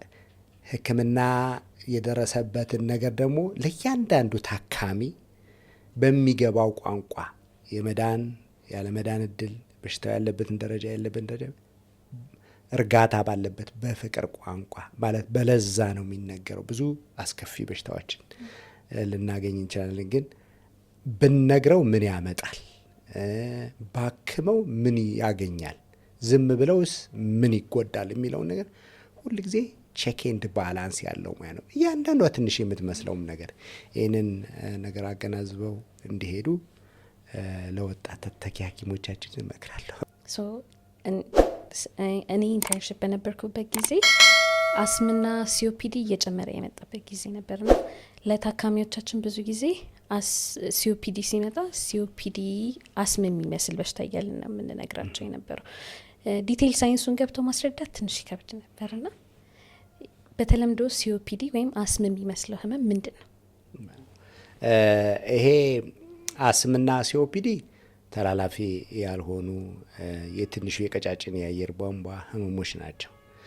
ሁለቱም የሚለያዩበት ምንድን ነው? አስም ሄድ መጣ የሚል ነገርና ለመድኃኒት ጥሩ ግብረ መልስ ያለው አንዳንዴ በቤተሰባዊነት በዘረመልም የሚተላለፍና በሌላ ደግሞ አሁን በተለይ ይሄ ከአካባቢ ለውጥ ከአየር ንብረት ብክለት ጋር ተያይዞም በኋለኛው እድሜ ሊከሰት የሚችል የአየር ቧንቧ ችግር ነው እና አስም ከሁለት ነገሮች ነው። አንደኛ በዘረመል በቤተሰባዊነት ይወረሳል። ከሱ ተጨማሪ ግን ሌላ ተጨማሪ ሪስክ ፋክተርስ ወይ ደግሞ ተጓዳኝ ተጋላጭነቶች አሉ። አንደኛው አለርጂ ነው፣ አቶፒ የምንለው ማለት ነው። ሌላው በስራ ተጋላጭነት፣ በአካባቢ ተጋላጭነት፣ አሁን ደግሞ በዓለም ላይ አሳሳቢ የሆነው የአየር ንብረት ብክለት የሚያመጣው ችግር ነው። ሲኦፒዲ ልክ እንደ አስም ሆኖ ምልክቶቹ ቋሚ ናቸው። የቀጫጭን የአየር ቧንቧዎች ነው፣ ቋሚ ምልክት ነው። ክረምት በጋ ምን አይልም፣ ሁሌም አሉ ምልክቶች። ከሱ በተጨማሪ ደግሞ በብዛት ተጋላጭ የሚያደርገው የሲጋራ ጭስ ቢሆንም እሱንም በስራ ተጋላጭነት፣ የቤት ጭስ፣ የቤት ውስጥ ኢንዶር ኤር ፖሊሽን፣ የቤት ውስጥ የአየር ብክለት እና ሌሎችም ኬሚካሎች ተጋላጭ በሚያደርጉ በተለይ ከ40 ዓመት በላይ የሚከሰት በሽታ ነው። አስም ከህፃንነትም ሊከሰት ይችላል፣ በኋለኛውም እድሜ ሊከሰት ይችላል። እነዚህ ለምን እየጨመሩ መጡ? ያው አሁን ሰሞኑንም ራሱ አንዳንድ ኮንፈረንሶች ስናካሄድ ነበር። አሁን በዓለም ላይ አንድ ትልቅ ትኩረት አለ፣ ኤር ፖሊሽን ክላይሜት ቼንጅ ኤንድ ሄልዝ የሚል ምንድን ነው? የአየር ብክለት፣ የአካባቢ የአየር ንብረት ለውጥ፣ የአየር ብክለትና ጤና የሚል አዲስ ፖሊሲ አለ በዓለም ደረጃ ላይ አሁን የተጀመረ ነገር አለ። እነዚህ ነገሮች ለብዙ ነገር ተጋላጭ እያደረጉት ነው። በተለይ አሁን ወደ መተንፈሻ አካል እንኳን ብንመጣ የካንሰር ተጋላጭነትን ጨምረዋል። የአስም ሲኦፒዲ ምንለውን አሁን የጠነቀስነውን ህመም ተጋላጭ ማድረግ ችለዋል። ሌሎችንም ካንሰሮችና ልብና የልብ ነክ ደዌዎችንም በተለይ አንዳንድ ንጥረ ነገሮች አሉ ፒኤም 2.5 ምንለው ፓርቲኩሌት ጥቃቅን፣ እጅግ በጣም ጥቃቅን ማስክ እንኳን አድርገን የማንከላከላቸውን የነሱ ብክለት ወደ ውስጣችን ሲገባ የሚፈጥራቸው ነገሮች አሉና በዓለም ላይ አሁን እነዚህ በሽታዎች እየጨመሩ መምጣታቸው አንዱ ትልቁ ተግዳሮት የአየር ብክለትና የአካባቢ ሙቀት መጨመር ወይ ደግሞ ክላይሜት ቼንጅ የምንለው ነገር ነው። ብዙ ነገር ነው። ዳይሬክትሊም ቀጥታዊ ባልሆነ መንገድም በጣም ጤንነትን ያውካል። እነዚህ ናቸው እንግዲህ ስለ በሽታ ያለው። እነዚህን ለመከላከል ምን ማድረግ እንችላለን? በጣም ጥሩ። አሁን መቼም በዓለም ላይ አሁን እንደ ማህበረሰብ እና እንደ ግለሰብ የምናደርጋቸው ነገሮች አሉ እነዚህን ለመከላከል። በተለይ አሁን እንደ ግለሰብም እንደ ማህበረሰብም የምናደርጋቸው ወደ አየሩ የሚለቀቁ ጭሶችን በተቻለ መጠን መቀነስ ያስፈልጋል። ለምሳሌ አማራጭ የኃይል ምንጮችን መጠቀም አንዱ እሱ ነው። አሮጌ የትራንስፖርት መኪኖችን በተቻለ መጠን በአቅም በፈጠረ መጠን እነሱን ከአካባቢ ማስወገድ። በጣም ጭስ የሚለቁ አሮጌ የፋብሪካዎችን ብክለት የሚያመጡትን እንደ መንግስትም እንደ ማህበረሰብም እንደ ግለሰብ ይሄ አንድ በአየር ብክለት ላይ የራሳችን አሻራ ማሳረፍ የምንችለው ይሄ ነው። ሰው እዚህ ላይ በጣም ማስተዋል አለበት። ማስክ እንኳን ቢያደርግ መከላከል አይችልም የአየር ንብረት ብክለት። ምክንያቱም በጣም እነዛ ጥቃቅኖቹ የቲቢ ባክቴሪያ እንኳን የምከላከልበት ማስክ እንኳን አይከላከላቸውም። ኤን95 የሚለው አንዱ ይሄ ነው። ሁለተኛ የአካባቢ ተጋላጭነትን መቀነስ ነው። የአካባቢ ተጋላጭነት በአካባቢ ላይ ሽታ የሚያመጡ አየርን የሚበክሉ ነገሮችን ማስወገድ ያስፈልጋል ማህበረሰቡም እንደ ራሱ። ምክንያቱም ከአስማ ከሲኦፒዲ ከእነዚህ አይነት በሽታዎችም ሊከላከል ኢቨን ከካንሰር እንኳን ቅድም ያየልን ነው የአየር ብክለት የራሱ ችግር ስላለው እሱን ማድረግ ይችላል። ሌላ የሚያደርግ ሲጋራ ማጨስ። አሁን ሲጋራ ማጨስ አሁን የምንደራደረው ነገር አለም። አሁን ከሲጋራም አልፎ ኮኬን፣ እነዚህ አነቃቂ መድኃኒቶችን ማጨስ መውሰድ በጣም ጤንነትን የግለሰብንም የማህበረሰብንም ጤና የሚጎዳ። ሲጋራ ብቻችንን አናጨስም። አብረው በአካባቢው የምንኖረውን አብረውን የሚሰሩንን አብረን የምናጨስበት አካባቢ ያሉትን ቤተሰቦቻችን ሁሉ ልንጎዳ እንችላለን። ለራስ ብቻ አይደለም እና እነዚህ ነገሮች በጣም ማህበረሰቡ መጠንቀቅ አለበት። በተለይ አሁን ስለ ሺሻ ያለው አመለካከት የተዛባ ነው። ሺሻ ኃይለኛ ሲጋራ ነው። ሺሻ እንዲያውም ከሲጋራም ተጨማሪ ደግሞ ማጣፈጫ ካካኦ ፍሌቨሩ ስለሚደረበት ካካኦ የሚባለው ደግሞ ሲቃጠል ካርቦን ሞኖክሳይድ የሚል ጋዝ ነው የሚያመነጨው። ከሱም አልፎ ደግሞ አሁን በሲጋራና በሺሻ መሀል ያለኖች ካንሰር የሚያመጡ ኬሚካሎች ስናይ ሺሻ ላይ ያለው በትንሹ ከፍ ይላል። ሲጋራ ላይ ወደ 49 ነው ብለን የምናስበው፣ ሺሻ ላይ ግን ከዛ በላይ ናቸውና አንድ ሴሽን ሺሻ አንድ ላይ ተሰብስበው የሚያጨሱ ሰዎች አንድ 40 ደቂቃ ላይ የሚጠቀሙት 100 ሲጋራ የማጨስ ያክል ነውና ከነዚህ ነገሮች ማህበረሰቡ መጠንቀቅ አለበት። ሌላ አሁን ከአየር ንብረት ለውጥና ከአየር ብክለት አንጻር በዓለም ላይ የቲቢ ቁጥር በጣም እየጨመረ ነው የመጣው። ቲቢም ራሱ ቀላል አሳሳቢ በሽታ አይደለም አሁን በዘመኑ እየሆነ የመጣው። አሁን በቲቢ ላይ በተለይ ላለፉት በ2022 ለምሳሌ ኮቪድ አካባቢ 7.5 ሚሊዮን ሰዎች ነው አዳዲስ በሽተኞች የመዘገቡ ነው። ግን አሁን ሪሰንትሊ 23 እና 24 ግን በየአመቱ 10.5 ሚሊዮን አዳዲስ የቲቢ በሽተኞች ናቸው የተመዘገቡት። እሱም ብቻ አይደለም። አሁን ከተለያዩ ከመድኃኒቱም የመላመድ አንጻር የሚመጣ ድራግ ሬዚስታንስ ከመድኃኒት ጋር የተለማመደ የቲቢ በሽታም አሁን ዓለምን ስጋት ላይ ከሚጥሉ ነገሮች እነዚህ አንዳንዶቹ ናቸው። ወደፊት ደግሞ ማህበረሰቡም ተጠንቅቆ ማወቅ የሚገባው ተላላፊ የመተንፈሻ አካል በሽታዎች ለወደፊት ከኮቪድ በኋላ ደግሞ አሁን ሌላኛ በሳይንሳዊ ቀመር አስልተን የምንገምታቸው የሚመጡ የመተንፈሻ አካል ተላላፊ በሽታዎች አሉና ጉንፋንም ይሁን ምንም ይሁን ሰው ሲይዘው ምን እንደሚሆን ስለማናውቀው ምናልባት ያ ሰው የዛ ተላላፊ በሽታ የመጀመሪያው ሰው ሊሆን ይችላል። ለሌሎቹ ማሰብ፣ መጠንቀቅ፣ ንክኪ መቀነስ፣ ማስክ መጠቀምን መልመድ መቻል አለበት። ከታመመ ደግሞ ቶሎ እንደው ዝም ብሎ በአቋራጭ ፋርማሲ ገዝቶ ከመጠቀም ባይችል እንኳን መጠነኛ ሕክምና ያለባቸው የመንግስት ተቋማት ሂዶ መታከም ከቻለ ደግሞ የተሻለ ሕክምና ያለባቸው ሂዶ ሐኪም ማማከርና መታከም አለበት የሚል ምክር ነው ያለኝ። አብዛኛውን ጊዜ ሆስፒታል ላይ ስንሰራ ታካሚዎቻችን ከሚጠይቁን ጥያቄ ውስጥ አንዱ ቲቢ በሽታ ይድናል ወይ ነው። ቲቢ በሽታ ይድናል? አዎ የቲቢ በሽታ ይድናል፣ ግን ምንድነው ባክቴሪያው ይጠፋል። ግን አሁን በዓለም ላይ አሁን ትልቁ ችግር እየሆነ የመጣው ደግሞ ሌላ ነገር ምንድነው ፖስት ቲቢ ዲዚዝ የምንላቸዋል። በተለይ ፖስት ቲቢ ላንግ ዲዚዝ ከቲቢ በኋላ ቲቢ የሚፈጥረው ጠባሳ ሳምባ ላይ የሚተወው ጠባሳ ለረጅም ጊዜ ሰዎችን የቲቢ በሚመስል የተለያዩ ህመሞች እንዲጠቁ ያደርጋል እና አይድንም ብሎ ማህበረሰቡ የሚያስብበት ምክንያት ባክቴሪያው ስላልጠፋ ሳይሆን በተለያዩ ምክንያቶች ብዙ ሰው ትልቁ ችግር ምንድን ነው? ሰዎች ቶሎ ሕክምና ባለመሄዳቸው በሽታው ስር ይሰድና ጠባሳ እስኪፈጥር ድረስ ይጠብቃሉ። ያ ካለ የሚተወው ጠባሳ ለብዙ ጊዜ አይድንም። እንዲያውም አንዳንድ እየከፋ ሲሄድም ሳምባውን ግማሹን ክፍልም ሙሉውን ክፍልም እስከማስወገድ የሚደርስ ጠባሳ ሊተው ይችላልና ማህበረሰቡ እንደዛ ያሰበው ምንድነው ባክቴሪያው መዳን የምንለው እኛ ባክቴሪያውን ማጥፋት ነው። ባክቴሪያው በተለያዩ ምርመራዎች ማግኘት ካልቻልንና ከሰውየው ሰውነት ተወግዷል የምናስብ ከሆነ ኪዩር የምንለው ማዳን የምንለው እሱ ነው። ግን ማህበረሰቡ ምንድነው ከዛ በኋላ ምልክቶቹ ስለሚቀጥሉ አልዳነም ቲቢ ብለው አንዳንዶቹ ገጠር ሕክምና አካባቢ ያሉት ደጋግሞ መድኃኒቱን የመውሰድ ችግር አለ። እሱ ግን ቲቢ የሚፈጥረው የሳምባ ችግር ነው። ፖስት ቲቢ ላንግ ዲዚዝ የምንለው ነው። እሱ ነው የህብረተሰቡን ትንሽ የሚያምታታው እና ይህንን ለይቶ ለማወቅ ሊመለስም ይችላል። ቲቢ መጀመሪያ ከወሰዱት መድኃኒት ጋርም ሊላመድ ይችል ይሆናል። ግን እሱን መለየት የሚችለው ባለሙያ ስለሆነ ሁሌ እንደ ምልክቶቹ ካስቸግሯቸው መድኃኒቱን ከወሰዱ በኋላ ብቅ ቢሎ ባለሙያ እናስቸግራቸው እናክማቸው። ያው ቲቢ ቀድሞ መከላከል ነው። ከዛ ደግሞ ያው ከተያዝንም በኋላ መድኃኒቱን በስነስርዓት መውሰድ ግዴታ ነው። አሰልቺ ነው 6 ወር መውሰድ። ግን አብዛኛው ጊዜ ታካሚዎች ላይ የምናየው ችግር መድኃኒቱን አያጠናቅቁትም፣ ያቋርጡታል። እና ይህም ምክንያት ይሄ መልቲፕል ድራግ ሬዚስታንስ መድኃኒት የለመደ ቲቢ የሚለውን አመጣ። ከዛም በማባስ አሁን ኤክስዲአር ብለን ኤክስቴንደድ ድራግ ሬዚስታንስ ሆናል።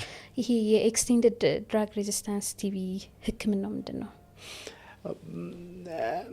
በእውነቱ ወደ ቲቢ ህክምና ከመጣም በጣም ጥሩ የቲቢ መድኃኒት ፈርስት ላይን የመጀመሪያ ደረጃ መድኃኒት ነው። በጣም ጥሩ ከነሱ ውስጥ አሁን አለ የሚባለው ሪፋምፒሲን የሚለው ከተሰራ 50 ዓመቱ ነው። ከዛ በኋላ አዳዲስ የቲቢ መድኃኒቶች ብዙ አልተሰሩም። ይሄ ድራግ ሬዚስታንስ ቲቪ ሕክምናው በጣም በጣም በጣም ቀላል አይደለም። በእርግጥ አሁን ጥሩ ጥሩ ጥናቶች መጥተው ለድራግ ሬዚስታንስ ቲቪ የተዘጋጁ መድኃኒቶች አሉ፣ ጥሩ መድኃኒቶች አሉ። በተለይ ቢፓልም የምንለው ቤዳኮሊን፣ ሊኖዞላይድ፣ ፕሮታማናይድ የምንላቸው እንደዚህ እና ሞክሲፍሎክሳሲን ለ6 ወር ብቻ ይወሰዳል። አሁን ይሄ በሽተኞች ላይ ጥሩ ስሜት፣ አንደኛ መርፌም የለውም፣ ሁለተኛ የመድኃኒቱ የሚወስዱበት ጊዜ በፊት ከ18 እስከ 20 ወር ድረስ ይወስዱ ነበረ። ከመድኃኒት ጋር የተለማመደው ኤምዲአር ቲቪ የምንለው ማለት ነው። አሁን ግን አጥሮ እንደዚህ አይነት ህክምናዎችም ስላሉ የተሻለ ነገር አለ ብለን እናስባለን። አሁን በኢትዮጵያ ባለን ልምድም ኮንቴክስቹዋሊ ስናየው የተሻለ ህክምናውን የመከታተል ልምድ አለ ብለን እናስባለን። ኤክስዲአር ቲቪ ግን ይሄንን አልፎ የሚመጣ ቲቪ ነው። እሱ በጣም አስቸጋሪ ነው። ምክንያቱም ለነዚህ ሰከንድ ላይን ሬጅመን ሁለተኛ ደረጃ መድኃኒት የምንላቸው ከፍ ያለ ደረጃ ለእነሱም የለመደ መድኃኒት ነው እና ብዙ ጊዜ ይህንን የምናየው እኛ ነን። ኤክስፐርቶች እንሰበሰብና ሲአርሲ የሚባል አለ፣ ክሊኒካል ሪቪው ኮሚቴ በጤና ሚኒስቴር የሚመራ ናሽናል አለ፣ ሪጅናል አለ። እኛ ናሽናል ውስጥ አለንበት። ወደ እኛ ነው የሚመጣውና ካለው መድኃኒት ከዛም አቃሞ ነው የምንሰጠውና ለረጅም ጊዜ ከ9 ወር እስከ 12 ወር እንሰጣቸዋለን። ያም ሆኖ አንዳንዶቹ ላይ ይሳካላቸው ይችላል። ምንድን ነው የምናደርገው? ያው እንግዲህ ወደ ሰርጀሪው እናዘነብላለን። ያ የሚቆረጥ የሳምባ ክፍል ካለ እንዲቆረጡ እናደርጋለን እንጂ በጣም የተራዘመ የመድኃኒት መለማመድ ያለበትን ቲቪ ማከም አሁን ዓለም ላይ ቻሌንጅ ነው። እንደ እድል ሆኖ በተወሰነ በሽተኞች መታየት ቢጀምሩም አስከፊ የሚባል ደረጃ አልደረስንም። ጥሩ ነው። ግን እውነት ነው መድኃኒት ስንወስድ የቲቪ መድኃኒት ለራሳችን ብቻ ሳይሆን ለትውልዱም ማሰብ ያስፈልጋል። ምክንያቱም በትክክል ሳንወስድ ከእኛ የሚወጣው ባክቴሪያና ሌላውን የሚይዘው መድኃኒት የለመደ ነው የሚሆነው። ከመድኃኒትም መድኃኒት የለመደ ደግሞ ሌላ አለ፣ ከሱ ከፍ ያለ ኤክስዲአር የምንለው እና በተለምዶ የምናውቀው ቲቪ ሳምባን ብቻ የሚያጠቃ በሽታ ነው ብለን ነው እና ከሳምባ ውጭ የሌላ የሰውነት አካላችንን ያጠቃል እና ሕክምናው አንድ አይነት ነው ወይስ ይለያል? አመሰግናለሁ። ሕክምናው አንድ አይነት ነው። ምንድነው አንዳንዶቹ ላይ የምናደርገው ነገር የሚወስዱበትን ጊዜ እናራዝማል። ለምሳሌ የጭንቅላት ቲቪ ቢሆን ከ9 እስከ 12 ወር ድረስ እንዲታከሙ እናደርጋለን።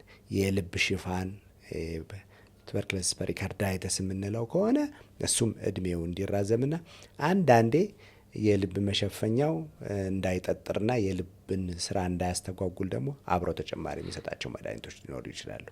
የአጥንት የመገጣጠሚያ ቲቪ ሲሆን የምንሰጠውን ጊዜ ነው የምናስረዝመው እንጂ ከመድኃኒት ጋር የተለማመደ ከሆነም ያው መድኃኒት የሚሰጠው፣ ያልተለማመደ ከሆነም ለሳምባ የምንሰጠው መድኃኒት ነው የሚሰጠው።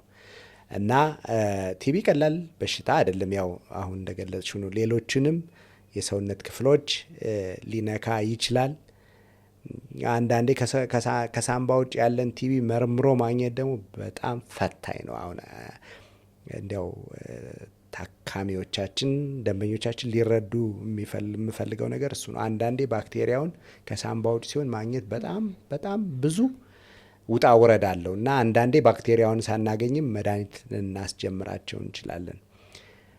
አብዛኛውን ጊዜ ጥሩ ነው። ቲቪ ከሆነ በደንብ ውጤቱ እናየዋለን። አንዳንዴ ግን ላይሆን ይችላልና ከሕክምናው ውስብስብነት አንጻር ስለሆነ እንደው ደንበኞቻችን አንዳንዴ ይህንን ነገር ቢረዱልን።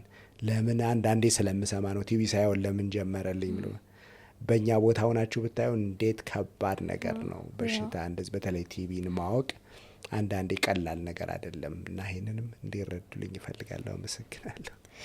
እና ይሄ የቲቪ መድኃኒት ከባድ ነው፣ ለጉበትም ለኩላሊትም ይከብዳል እና ዋነኛው ምክንያት ታካሚዎች መድኃኒቱን እንዲያቋርጥ የሚያደርጋቸው የመድኃኒቱ ክብደት ነው እና ለታካሚዎች የአመጋገብም ዘይቤ የሆነ ሌላም ሊያደርጓቸው የሚችሉት ነገር የሚመክሩት ነገር አለ? በጣም ጥሩ።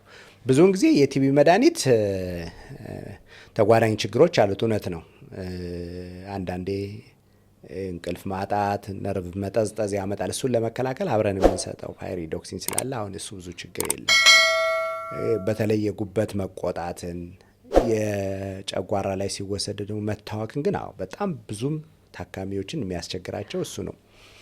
ብዙ ጊዜ በባዶ ሆድ እንዲወስድ የምንመክረው መድኃኒቱ ወደ ሰውነት ለመግባት በባዶ ሆድ ኤምፒቲ ስቶማክ ላይ ቢሆን ባዶ ሆድ ላይ ቢሆን በጣም ይመረጣል። ግን በጣም ከተቸገሩ ሰዎች በተለይ ጨጓራቸውን ካስቸገራቸው አንዳንዴ ምንድነው ትንሽ ምግብ ወስደው እንዲወስዱ እናደርጋለን። አንዳንዴ ደግሞ አንዴ ያለውን ሁሉ ታብሌት ከሚወስዱ ደግሞ በ30 ደቂቃ ውስጥ ከፋፍለውም እንዲወስዱ ኢንክሬጅ ማድረግ እንችላለን። የጉበት መቆጣትን ካስከተለ ያው መጀመሪያ አፒታይታቸው ይቀንሳል፣ ማቅለሽለሽ ነገር ይኖራል፣ አይን ቢጫ ይሆናል፣ ማስታወኩ እንዲህ ያለ እየቀጠለ ከመጣ እሱ ያው ይመጡና መድኃኒቱን እናቋርጠዋለን። በጣም ጥሩ ነገሩ ግን አቋርጠን አብዛኛውን ጊዜ መልሰን ስንጀምረው ደግሞ ሰዎች ምንም አይላቸውም። በእርግጥ አቋርጦ መጀመር የራሱ ውጣ ውረድ ቢኖረውም ግን በአብዛኛው በጣም ጥሩ ውጤት ነው ያለው እና የምንመክራቸው ነገር ያ ነው። ግን ምንም ይሁን ምን ተሟሙቶም ቢሆን መድኃኒቱን መውሰድ ይሻላል እንጂ መድኃኒቱን አለመውሰድ የሚያስከትለው ችግር ግን በጣም የከፋ ነው። የእድሜ ልክ ጠባሳ፣ የእድሜ ልክ ችግር ነው የሚያመጣው። በዛም ላይ ደግሞ የማህበረሰብንም ጤና ያውካል። መድኃኒቱ ተለማምዶ ወደ ሌላ ሰው ስለሚሄድ ቤተሰብና ማህበረሰብን ያውካል። ፕሮግራማችንን ወደ መጨረስ ደርሰናል። በስተ መጨረሻ ማመስገን የምትፈልገው ሰው ካለ እድል ልስጥ። ያው ማመሰግናቸው ያው ወላጆቼም አልተማሩም፣ ሳይማሩ እኔ እንድማር የምችለውን በተለይ እናቴ ዩኒቨርሲቲ ከገባ በኋላ ብቻዋንም ብትሆን ብዙ ነገር እህቶችም ወንድሞችም በኋላ ደግሞ የትዳር አጋሬ ለሆነችው ወይዘሮ ናርዶስ ሰለሞን እና ለልጆችም በጣም ይረዱኛል፣ ያግዙኛል፣ ይረዱኛል። አሁን እንደዚህ በፍቅር ሙያው እንድሰራም በአስተዋጽኦ ላደረጉልኝ እነሱም ማመስገን እወዳለሁ። አስተማሪዎቼ በጣም ሞዴል የሆኑ አስተማሪዎች ላስተማሩኝ የመጀመሪያውን ሕክምናም አሁን ስፔሻሊቲም ሳብ ስፔሻሊቲም ሀገርም ውስጥም ላሉት እዚህ ላንሴት ጀነራል ሆስፒታል በእውነት በጣም ነው ማመሰግነው። እኔ በፍቅር ነው እዚህ የምሰራውና ከአስተናጋጆቹ ጀምሮ ነርሶቹም በተለያየ ሙያ በላቦራቶሪም በኤክስሬይ ክፍል ላሉ እንዲሁም በሙያ ከኔ ጋር በትይዩ ለሚሰሩ ስፔሻሊስትን ሳብ ስፔሻሊስት ሐኪሞችን በጣም ሙያዬን ስላቀለላችሁልኝ፣ ላይፌን ስሙዝ ስላረጋችሁልኝ፣ የምወደውን ሙያ ደግሞ ፕራክቲስ የማረግበትን ቦታ ስላመቻቻችሁልኝ በእግዚአብሔር ስም አመስገን እወዳለሁ። ታንኪ ሶ ማች። የዛሬው ፕሮግራማችን ይህን ይመስል ነበር። በሚቀጥለው ሳምንት ከሌላ እንግዳ ጋር እስክንመጣ ድረስ መልካም ሳምንት።